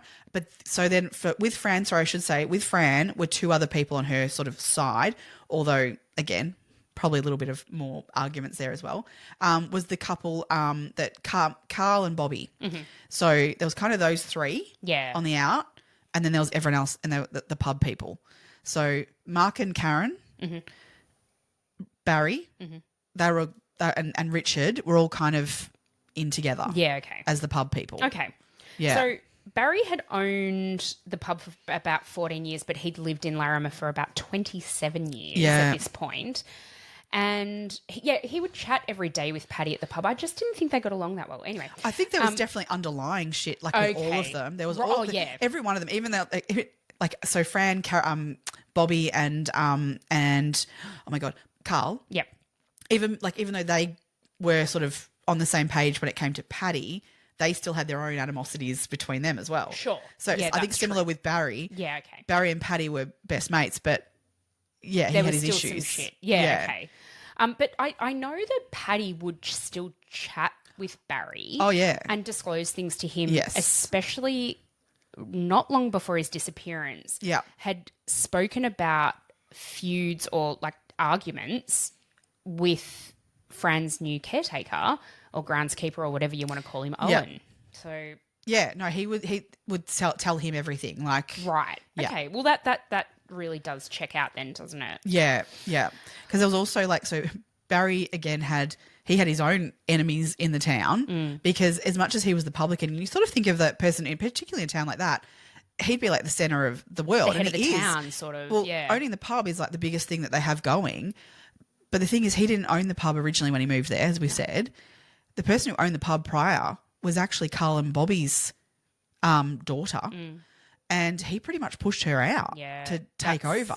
Yeah. So there was then this animosity between them of what went on there, because there's a whole story with how when he got her out of the pub, she took over the resort over the road, which she ran and did up as nicely as you can in that area and did some things with that. Yeah. And so this is when the town was a little bit more booming sort of early in the 90s. Yes. And weirdly enough, that burned to the ground. And something that was said was that Paddy was quite a bit of the pyromaniac. Absolutely. He enjoyed lighting a fire just for the fun of it. Yep. He was known to start fires. Now, if you think about lighting a fire in the outback, that is dangerous. Oh, yeah. So Carl and Bobby, they were the local fire responders, or stuff emergency responders. Emergency responders. Yeah. They were trained fireys. They were trained a little bit in first aid, all those sorts of things. So if there was an issue with anything, they were the ones who were like immediate first responders. Mm-hmm. So weirdly enough, when that fire was lit, of their daughter's property, they were off in Catherine with the fire truck, with the keys to the fire truck. That's right. So the fire truck was locked up. Apparently they'd put a chain through it. Just I'm guessing as an extra level of security or whatever. Yeah, but they had the keys to it in Catherine, and the place is burned to the ground while they're away. Weirdly, how it was lit at that point, and then the police have adamantly said it was arson, but they just can't prove who and how it went about it. But it was definitely arson that caused the fire. So what Barry says is that the daughter did it because she wanted to claim insurance. But she actually says in the documentary, she's like, I went bankrupt over this. Yeah. This killed her. Ruined me. Yeah. And she had to leave Larrimah and re-establish herself. Yeah. And move away from her mum and dad. Yeah. Her sister had already moved out of Larrimah well before this happened. But it's just like... That doesn't make sense. She would have done it herself if she didn't, make $1 million off of it burning to the ground. That's right. She didn't. Yeah. She bankrupted it. It bankrupted her. Yeah. And watching her in the documentary, I find her believable. Yeah, I find totally. her very It was credible. heartbreaking watching that. I thought so. Yeah. I mean, out of all these people, I found Carl and Bobby being probably the most normal. Yeah, I agree. Yeah? Agreed. Yeah, definitely. So, really interesting that, Barry, but they sort of reckon that, Barry had something to do with it, as much as I'm saying Paddy liked lighting fires between the two of them, maybe? Yeah. I don't know. Maybe they conspired over a beer, perhaps? Maybe. Or several. Yeah. I think it was a good idea at the time. Bobby and Carl had lived in Larrimah since 1998. They lived there with their 2 daughters. As we were saying, one of them left and the other one ended up, taking on the publican role and then the motel. The motel resort. There was a pool. There was a pool. There was a pool. Yeah, so that's cool. It's funny because I have to say in the documentary they show photos of it and sort of advertising for it. I love it how it's I think it's Karen in the photos. It You're is. Is there anyone else in this town? There's not There's anyone. literally no one. You've got to be everything in a town like Exactly. that. I just Model. love it. Yeah.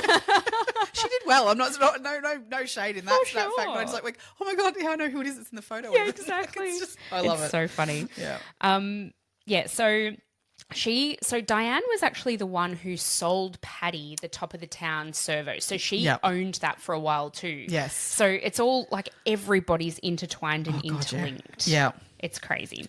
So next with Karen and Mark Rayner. Yes. Yep. So they were the newest and youngest residents at the time of the documentary anyway. Yeah. And Karen was the bookkeeper for the Larimer workshop, which she and her husband owned. Yeah. Now, this is the workshop that serviced, they were mechanics. They serviced all of the mechanical things in Larrimah. And then, as we were describing before, of towns surrounding it as well. Yeah. So part of her role, part of Karen's role as well, was looking after the animals at the zoo. I love how they just pitch in with everything. I love that. You'd have to, wouldn't you? Yeah. You'd absolutely have to. They bought they moved in there in 2015 and they bought the mechanic business, which is what drew them to Larrimah, and a house at the same time. And again, dilapidated, run down. It's just, I think they paid next to nothing for that as well. Oh, yeah. They actually stopped going to the Larrimah Hotel whenever Richard the barman was there because they did have a dispute with him, but they were still friendly with Paddy. So they would actually sit sort of outside of the pub chatting with Barry, but wouldn't go anywhere near Richard in the pub. It's, it'd be hard. Love it. You can't avoid people. Oh, this is it. You can't. No. And I mean, there's only so many people to talk to too. That's it.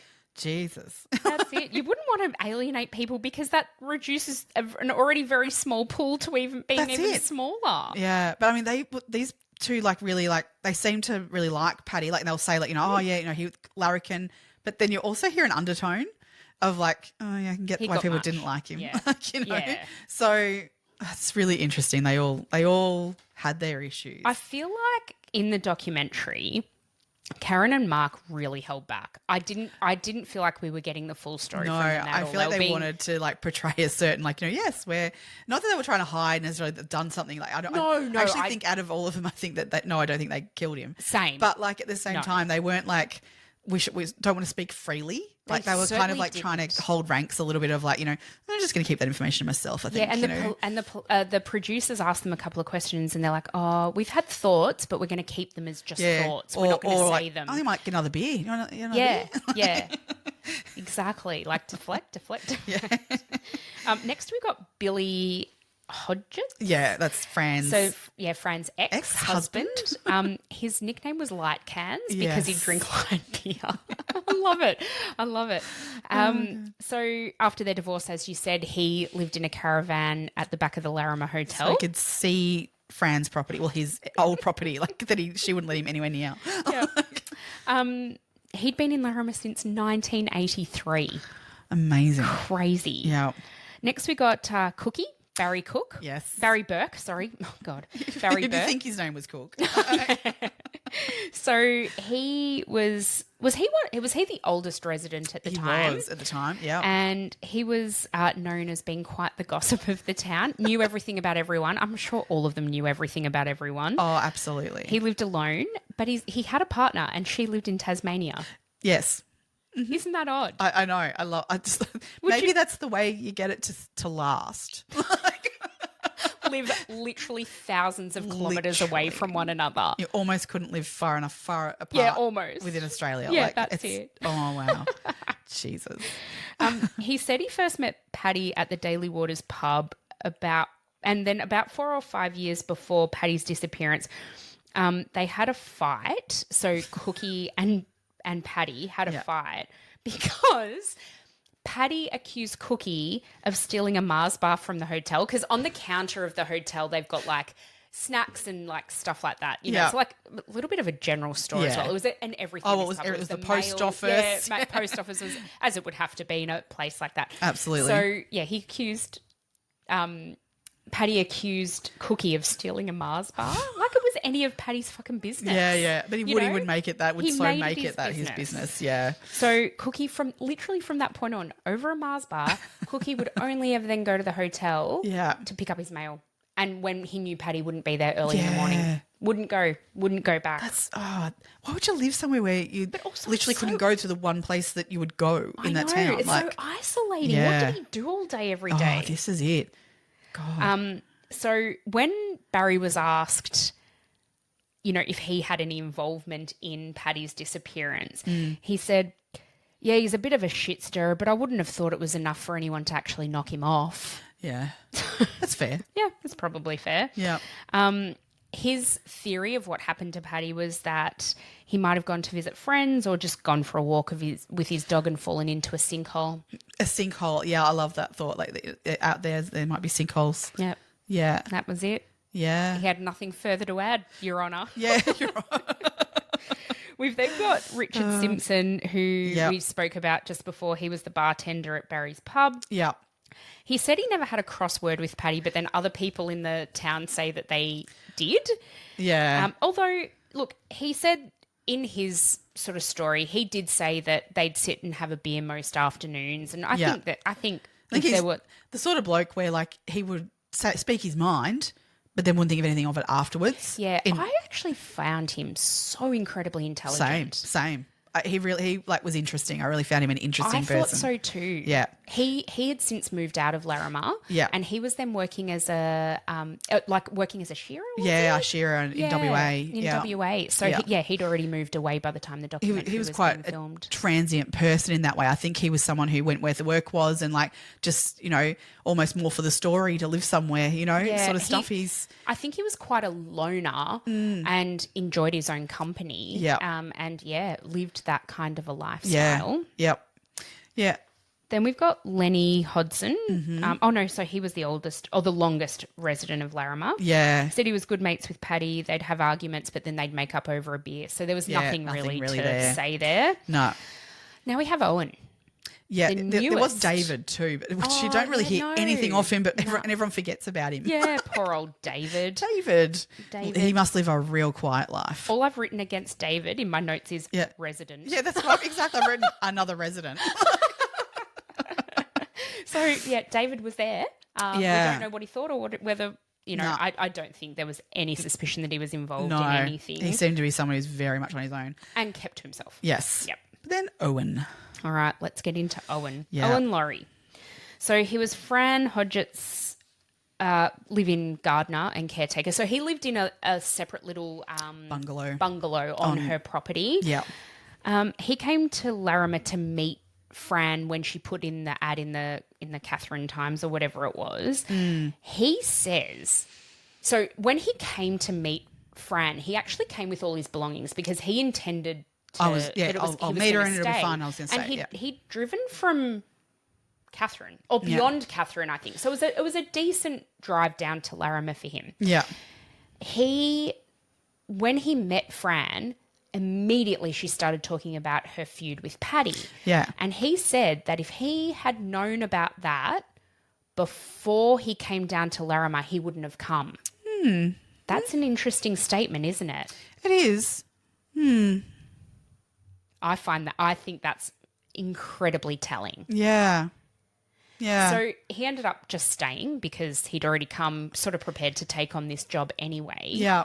Okay. I'm just having thoughts. Yeah, I think I know where your thoughts are going. Yeah. Maybe. But he was such a loner. So Fran had already poisoned him against Paddy. Yeah. And as I was going to say, I think 80% of her reason for getting someone in was more the protection of the property against Paddy than the gardening that he did. Yeah, like potter around and, tend to the plants. I think her motivation of having someone else on that property was not gardening necessarily. I mean, as much as, need that done. Yeah, and he'd fix little bits and pieces. And handy man to have around kind of stuff. But majority of her reasoning, I think, was to have a security guard on the property. Yeah. I really do feel that. I find it interesting, though, that Owen he didn't meet most of the people in everyone's Larrimah. Never spoke to him. Some people were like, I've never even seen him. Never seen him, never spoken to him. Does that surprise you? In a town that small. How? I know. And to me that says a lot about who Owen was. And especially when like when you hear that there was a watering system and garden done during the night, I find that fascinating, which I get, okay, heat can be an issue, and so you might want to wait till night to maybe do something because of the heat, maybe? Or is it because you just don't want to see anyone? I think there's a bit of both. I think for sure. Yeah. For sure. Yeah. This episode is brought to you by State Farm. You know those friends who support your preference for podcasts over music on road trips? That's the energy State Farm brings to insurance. With over 19,000 local agents, they help you find the coverage that fits your needs, so you can spend less time worrying about insurance and more time enjoying the ride. Download the State Farm app or go online at statefarm.com. Like a good neighbor, State Farm is there. You tell yourself, no one wants your college-era band tees. But on Depop, people are searching for exactly what you've got. You once paid a small fortune for them at merch stands. Now, a teenager who calls them vintage will offer that same small fortune back. Sell them easily on Depop. Just snap a few photos and we'll take care of the rest. Who knew your questionable music taste would be a money-making machine? Your style can make you cash. Start selling on Depop, where taste recognizes taste. Yeah, he only associated with Fran, which, I mean... Kill me. I know, right? I mean, don't. Yeah, don't. He claims that he only ever spoke with Paddy once in that 3 months that he lived there before Paddy went missing, and that was on the 13th of December, so 3 days before Paddy went missing. Yeah, I don't know about that. I don't know about that either, because other people say that they had more interactions than that. Paddy would go to the pub and complain about it to everyone of certain things. And Barry said that they'd had multiple run-ins and multiple altercations, as in Paddy and Owen, that were then relayed to Barry by Paddy. Yes. All right. So So before Owen came to Larrimah, there's not a whole lot known about him. However, the little bit that we do know is that he was a tent boxer. Oh, what's that? So it's basically it's not a formal boxing kind of like where there's, you know, set up locations and, you know, that you're going to fight this person on this date and, you know, sell tickets and what have you. So it's less formal. It's actually more like casual kind of boxing. Is it like one of those things where people just rock up and be like, yeah, I'm going to fucking go, yeah. You know, I'll put my hand up and I'll fight him, like kind of stuff. And I assume people bet on it? Yeah, I would assume so. But again, not probably legally. You know what I mean? Like, yeah. I wasn't by any stretch of the imagination assuming that. So yeah, he basically worked in, you know, some fairly heavy labour kind of jobs, you know, like probably moving around a lot, doing, I don't know, shearing and all those sorts of things on cattle stations, that sort of stuff. So he was a very, very fit man, like in that he was very strong, could do all these jobs that Fran needed doing, but yeah, had a background in tent boxing and apparently did pretty good at it. Okay. So I think that's just an interesting little fact. Did he earn money from doing that? Like, would he get prize probably money? Would get paid, I guess, but again, under the, you know, it's all real. not legally. No. So when the police were looking to investigate now Paddy's disappearance, so when they sort of moved from thinking that maybe there'd been a medical episode to then having, you know, suspicions that something else might have taken place here. Yeah. They started really looking into his background and where he sat. And one of the things that police often do in investigations like this is check finances and see whether there's anything like, did Paddy potentially take his own life? Yeah. Like, was this something that he had intended to do? Yeah. So what they discovered is that Paddy actually owed the Roper Gulf Regional Council just over $5,000 in rates because he'd never paid rates since he moved in. So it got to the point where he'd had notice after notice after notice. Yeah. And he got a final notice to say that if he didn't pay it by, I think it was by the end of December, pay all the back rates, that they would seize his property and sell it. Right. So he decided he didn't want that. So on the 4th of December, he left Larrimah, went to Catherine, got a bank check for the exact amount that he owed the council. Yeah. The Larrimah, the dues were paid. So what he owed was paid. Right. And what the police found was that he had about $8,000 left in his bank account. Okay. He had no other income stream at this point aside from the pension. Yeah. Which was probably enough, honestly, to... Well, in the lifestyle he's living, he's probably paid outright for his property that he's living in. Yeah, he didn't owe any money on that. No, so he probably was, you know, managing to get by day to day. Yeah, I mean, he's spending $40 a day, $15,000 a year on beer. Yeah. But, you know, I mean, I think in the grand scheme of things, his expenses were quite low. Yeah, the little bit of food that he would eat, all that sort of stuff. I mean, yeah, he was probably, you know, managing okay. Yeah. So in the... I guess, while the police were investigating this, they found that there was a dispute in the days leading up to Paddy's disappearance between Paddy, Fran and Owen, right? Yeah. Fran said that two visitors who'd been staying with her left on the morning of Tuesday, the 12th of December in 2017. On that same morning, Owen went to Catherine. After they all left... She looked out of her bedroom window, and this is when she saw the kangaroo thing happening, right? Yeah. Which you spoke about earlier. Yeah. She said that she saw Paddy standing in the middle of the highway with his dog. He smiled and looked at her, and next minute, she's got a kangaroo, obviously, inside her house. This happened at 7:00 in the morning, right? So he's up there taunting her. Being a fucking asshole, really. Totally. Yeah. Owen came back that day at about 4:00 in the afternoon from Catherine. And then the next day, Fran was travelling to Darwin for a couple of days. Oh, I find this so funny. So she talks about going to get her hair done and the police ring her wanting to interview her. Yep. And she's they pulled her over, I think. Yeah, that's right. Yeah. That's right. They pulled her over. Yeah. That's right. And she's like, well, I've got to go. I've got a hair appointment at 9:30. I've got to go and get to that. And so the police officer was like, oh, I better check with my supervisor if that's okay. And they're like, yeah, all right, Fran, go and get your hair done. Very then important. Then come and be interviewed. Yeah.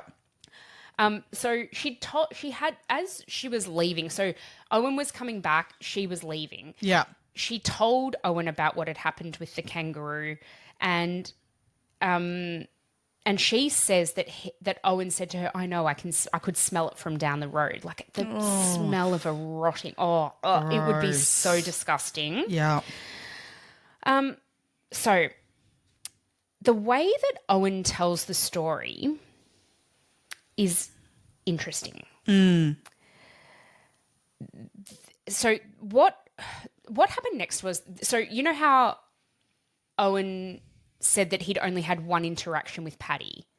That interaction pertained to an incident with Kelly the dog. Yes. So what happened was that Paddy's dog, Kelly, crossed the highway, the Stewart Highway. Yeah. It wasn't on Fran's property at all because Fran's and Paddy's were on the other side of the highway, on the same side of the highway, but Kelly had crossed the highway, right? Yeah. And was barking. She'd found something, she was barking and making a huge amount of ruckus and whatever. Yeah. And that pissed Owen off. Yeah. He didn't like that. No. So he said to Paddy, keep your fucking dog at home. Paddy then responded, shut up. And Owen said, come over here. Come over here and say that to me. Say that to my face. Yeah. Did he? I think he threatened to kill the dog at that point too. He threatened to kill the dog. Yes. He basically said, he said something along the lines of shut that fucking dog up or I'll shut it for you. Or I'll shut it for you. Yeah. That's it. Yeah, it was something along those lines. Yeah. Yeah. And then Paddy retorted with, mind your own fucking business, you old man. My dog can bark when it wants. It's none of your business. Shut your mouth or I'll take your knees out from under you. Okay. Apparently Richard overheard this interaction and he told Paddy to be careful. Yeah. And they didn't, as much as they never interacted with Owen, the general consensus around the town was they didn't like him much. I don't think they liked away from him. Yeah, they didn't like outsiders, as we were saying before too. They didn't trust him, but they also knew that he was someone who had strength. Like he didn't look like someone that would be very nice. Yeah. They really all were they were wary. Yeah. Those who had seen him but none of them ever spoke to him. But even from not speaking to him, they were like, no, stay away from him. Richard says that. Richard says Richard had never had a conversation, I think, with Owen at all. No. But in noticing this interaction between Owen and Paddy and finding out what it was. Yeah. And saying, I'd be careful if I were you. Not even having had Richard, not even having had a conversation yet with Paddy. No. Interesting. But I'll put some photos up on the socials of him. Yeah. And as I say, this boxer kind of background of him, you can see it. Tall too, he's very tall, quite Paddy's muscly. 5'4". Exactly. He would have been very much over the top of Paddy. So he's quite very well built. He did a lot of he's in the timber industry as well. Like he's well built. So yeah, I can imagine him being intimidating to someone without having to speak to him or anything. Because sometimes you see someone like that and you speak to them and go, "Oh, geez, you don't look like how you really are." Yeah. But people were wary of him just how he looked. Yep. Yeah. Yep. Paddy said to Richard at the time, "Oh, don't worry, I've got a baseball bat." And Richard did tell the police that, and the police actually found the baseball bat in Paddy's house, so they know it hadn't been taken out. There was no evidence to suggest that it had been used to hit anyone or anything like that. So Fran, we spoke about Fran getting intercepted and going for an interview. Yeah. So her first record of interview was on the 30th of December in 2017. Mm-hmm. Now, I'm just going to read a quote from that interview. Yep. She says, "Oh, I've already had words with him. I told him to keep his fucking dog over there and he told me to shut up. And I said, come over here, and I went to jump the fence and Paddy just ran inside, weak as fucking piss." I just love the way they speak. I know. So then Fran had obviously worked Owen up as well, right? Yeah. And so you just imagine those conversations of like, he's done this to me, he's done that to me, no. And like and that's happened over like 7 years. But when it gets told to you in a small space, it's in like 3 months or less than 3 months. He would have, I can imagine anyone being like, a bit like, well, this guy's a piece of shit. And I'll look out for you. That's what he's being paid to do, basically. Yes, and he gets free accommodation for it. This bit is what gets me. Yeah. As Fran's going to Darwin, so she's told Owen at this stage that Paddy has thrown this dead kangaroo carcass at her. Yeah. Essentially. Yeah. And she says to him, hang on, don't do anything stupid. I'm going to Darwin. I don't want to have to come back and bail you out of jail. Whoa. Whoa. Yeah. You know what he's potentially able to do. The fact that you're even saying that means that you think that's possible. Well, yeah, because, I mean, against Fran too, a little bit in all this, there was a point where in the inquest this was brought up. We hadn't got to that there was an inquest, but in the inquest, I think we're kind of at the inquest because they started the inquest on the 7th and 8th of June in 2018. Yeah, and then they had another inquest or continued the inquest after that. But let's talk about that now. Well, so at the inquest, it was raised that there was a time where Fran is accused of asking someone to get rid of the old man, i.e. Paddy, and wanting to pay them 10 grand. Yes.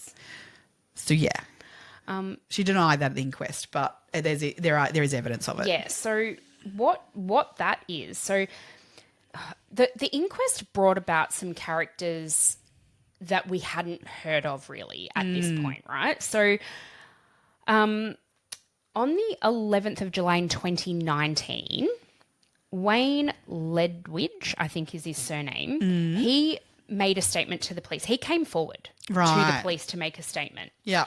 He said that on a date in late 2017, he attended the Catherine Government Centre with his neighbour, Brian Roberts. While he was at this office, he later identified. So he didn't know Fran, but he later identified this person to be Fran. So keep that in mind. Yeah. And Fran spoke to his mate, Brian, who was there at the time, and said, hey, Brian, how are you? Wayne then says that Brian and this woman, who he then later said to be Fran, had a conversation that went as follows. Yeah. She said that the old man was still giving her a hard time and has taken her to court, costing her a lot of money because she bloody had to pay for all of the court proceedings that she brought upon him. Yeah. She said she needed to get rid of him and she would pay $10,000. She said she had $9,000 in cash, but she could get more.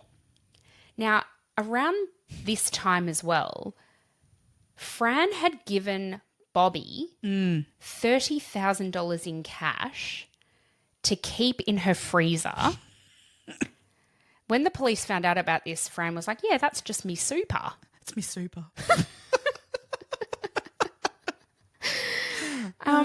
But why was she stashing cash? I mean, I guess her business would have mostly been cash. Yeah, I guess really it would have know. been. Yeah, it would have been cash because they wouldn't have had any internet service to be tapping anything on a card or whatever. But the pub had FPOS. How would that have worked? Oh, that's true. Oh, I guess you can do it remotely. Yeah, I guess maybe, and maybe they had to connect once a week to process all the transactions or something. I don't really know how that would work. No.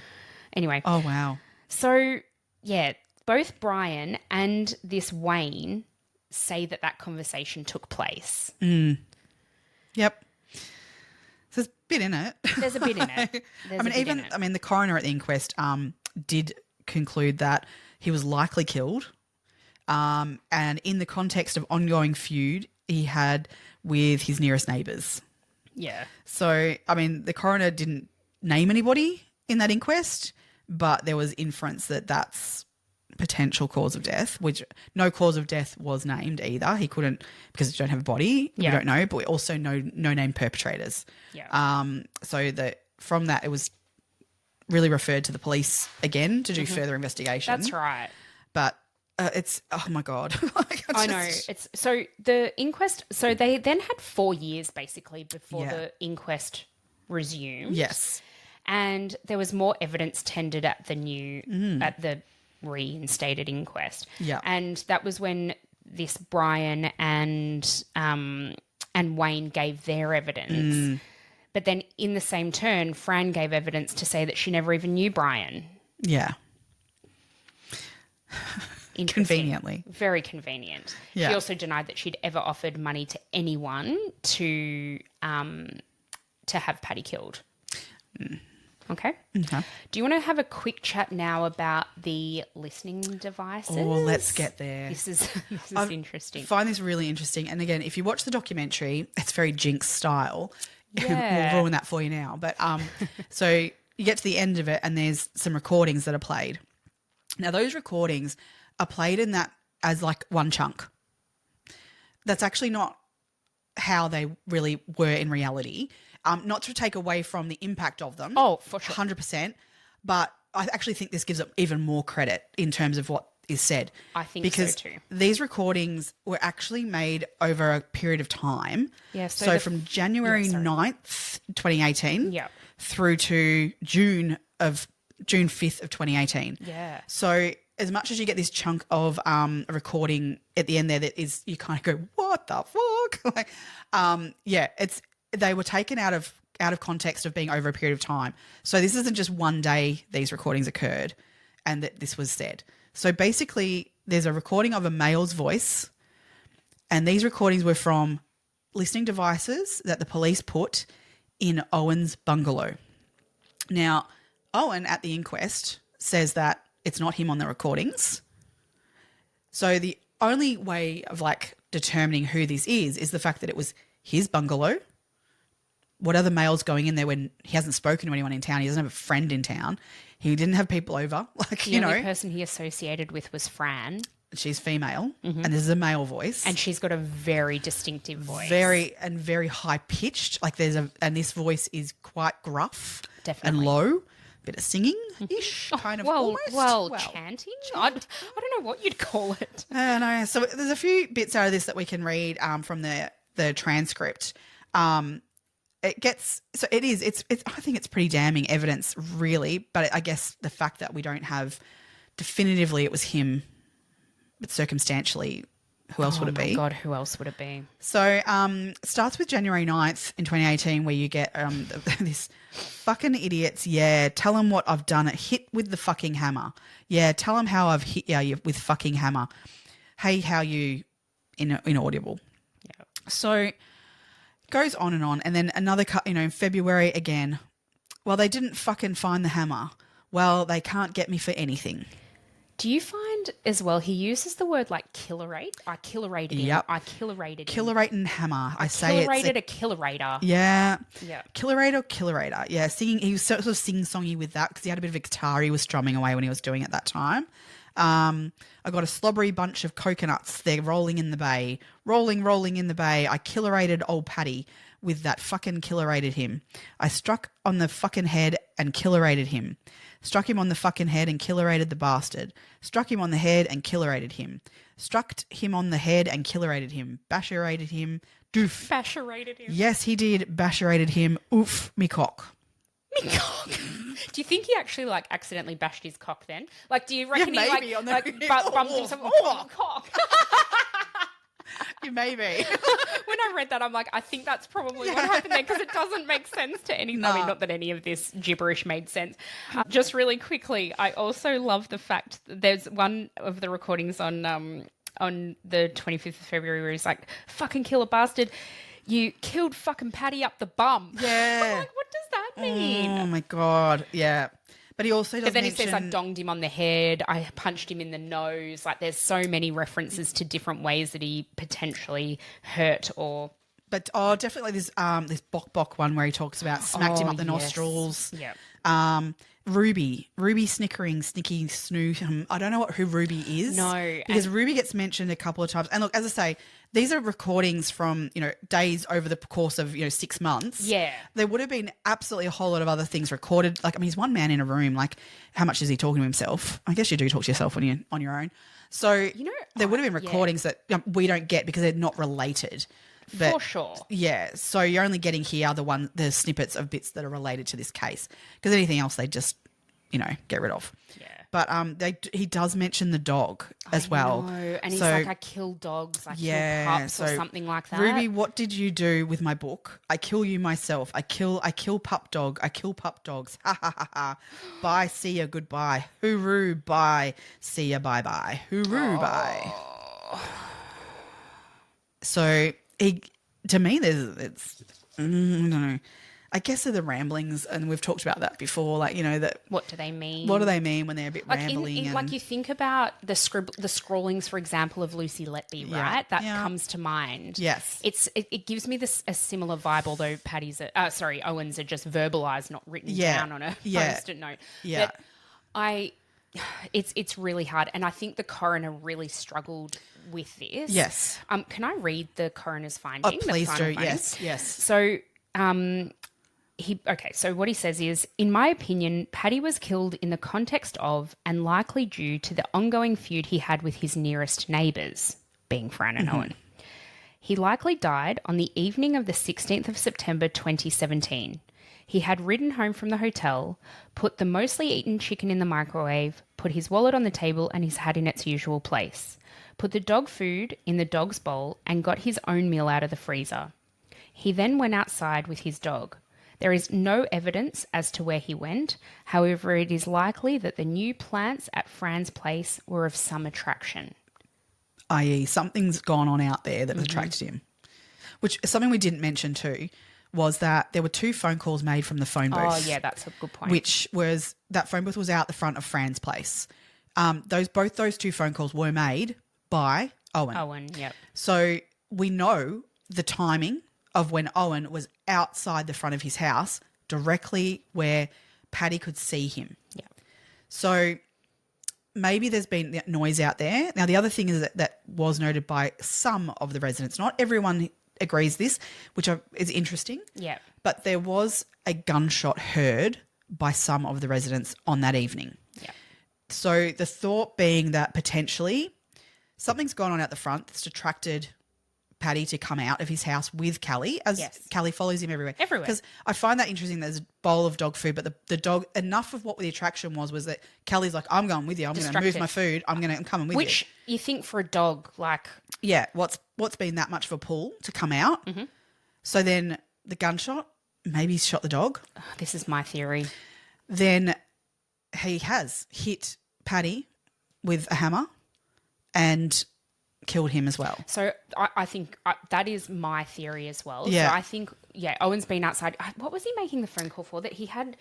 There was a legitimate reason he needed to make a phone call. I just can't remember what it was off the top of my head. No. But what I think happened was that he was out there, Paddy's gone to investigate or torment or maybe, do his stir usual. some shit. Yeah. And has gone out there with Kelly. Kelly's either barked or made some noise and Owen's followed through. Yeah. We know Owen had firearms. Yes. And has shot Kelly. Mm-hmm. Paddy has lost his shit. Fucking as shit. You would. Yep. And it's escalated to the point where Owen's then killed Paddy. Now, there are so many places out there that you could hide or get rid of a body. Because the other thing is that in this, like, you sort of go, okay, well, there's got to be evidence then of that.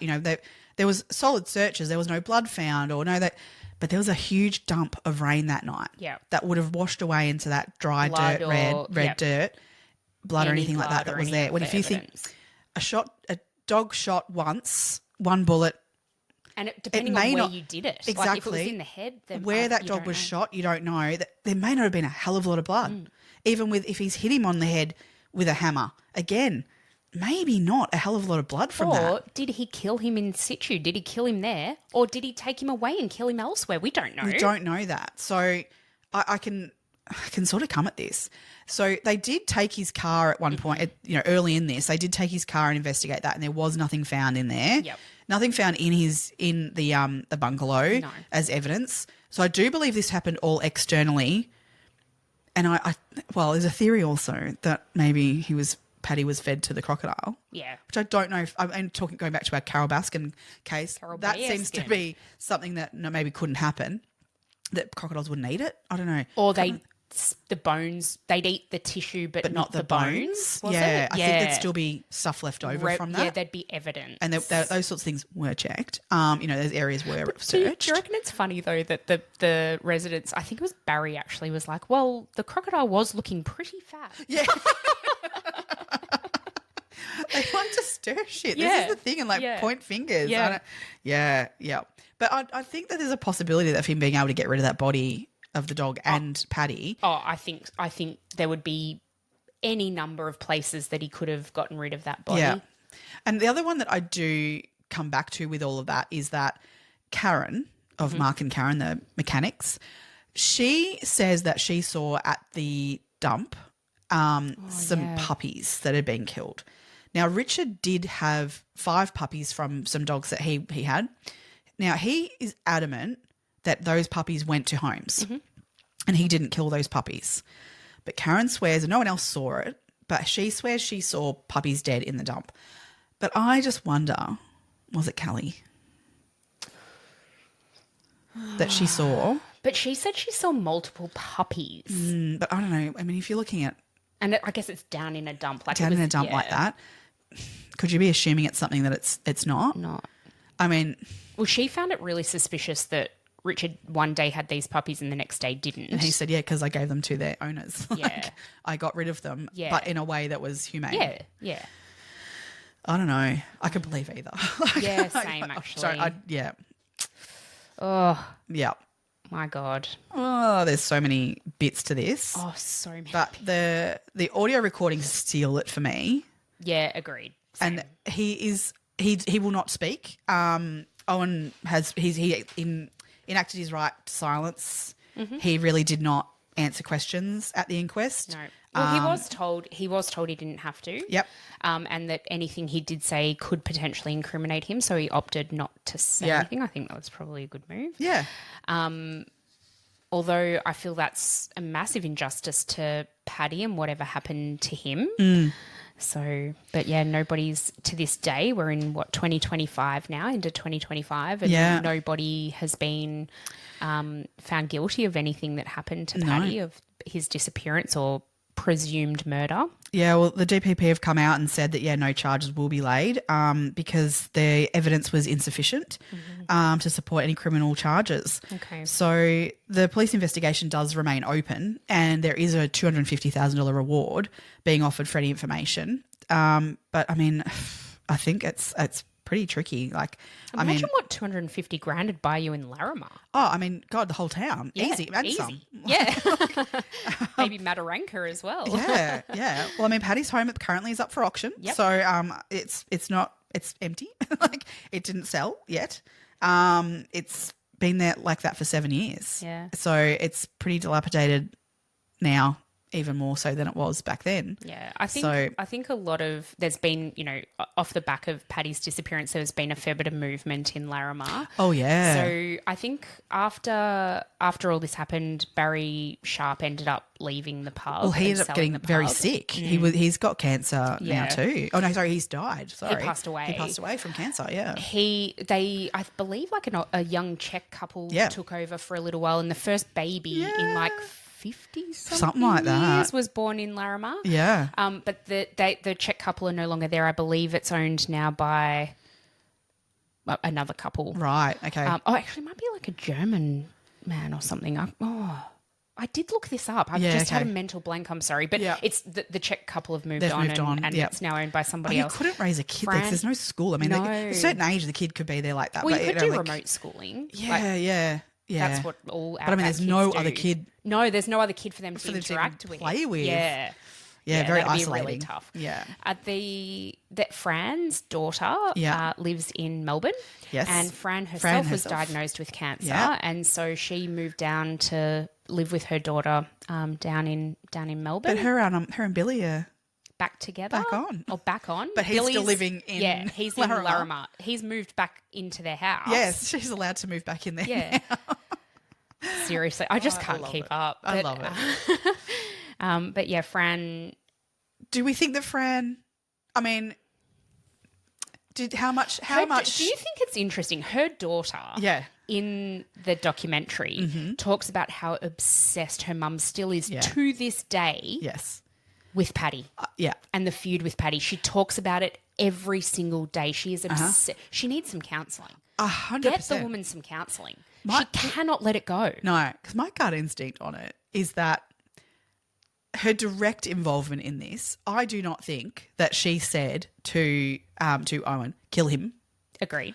I think that she has indirectly got Worked him him to a up. point that where this has occurred. She's been at him. Like, just listening to her on the documentary about how much she hates Paddy. Yeah. She's at him. She would be at him. At him. He that probably voice went, would just- I've got to fucking kill this bloke just to shut her her the fuck up.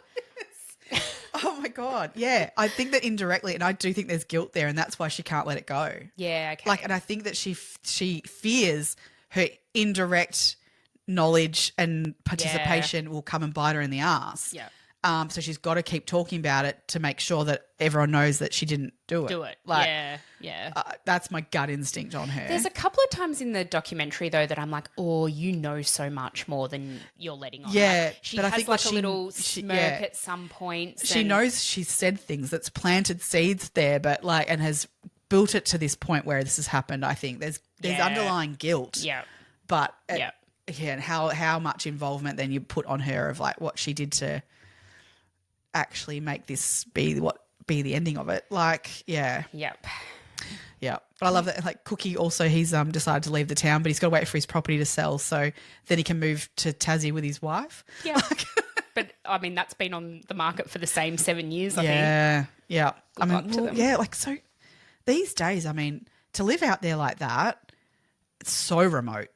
Like extremely remote. Back in the day, that wouldn't be. There's no the difference between living in that kind of remoteness to city life would be appealing, I think. Yes. But these days, it's so disconnected, so remote.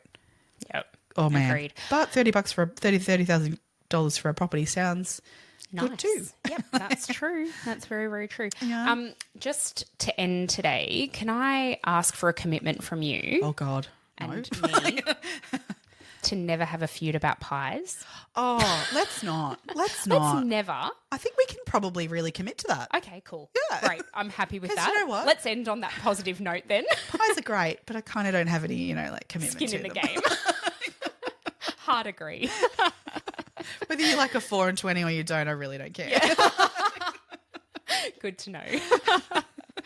All right. Well, thank you everybody for joining us again on the second last episode of the year. Oh my gosh, yes. Next week for our last episode, we're going to cover the Delphi murders. So interesting. Really, I'm really looking forward to deep diving into this one. Because again, it's one that I know, semi well, but there's certainly updates that have happened recently that we need to get on top of. So absolutely. That's where we're at. And then just letting you all know, we will be taking a 3-week break over Christmas and the first episode of 2026, oh my God, will come out on the 13th of Jan. Yep. So just a few weeks there. We will probably be, releasing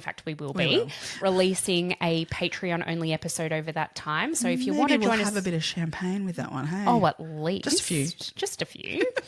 So if you would like to join us on Patreon for that reason, please hop over to patreon.com/2crimebesties and two with a TWO Crime Besties, and we'll see you over there. For sure. Stay curious, Crime Besties. Bye.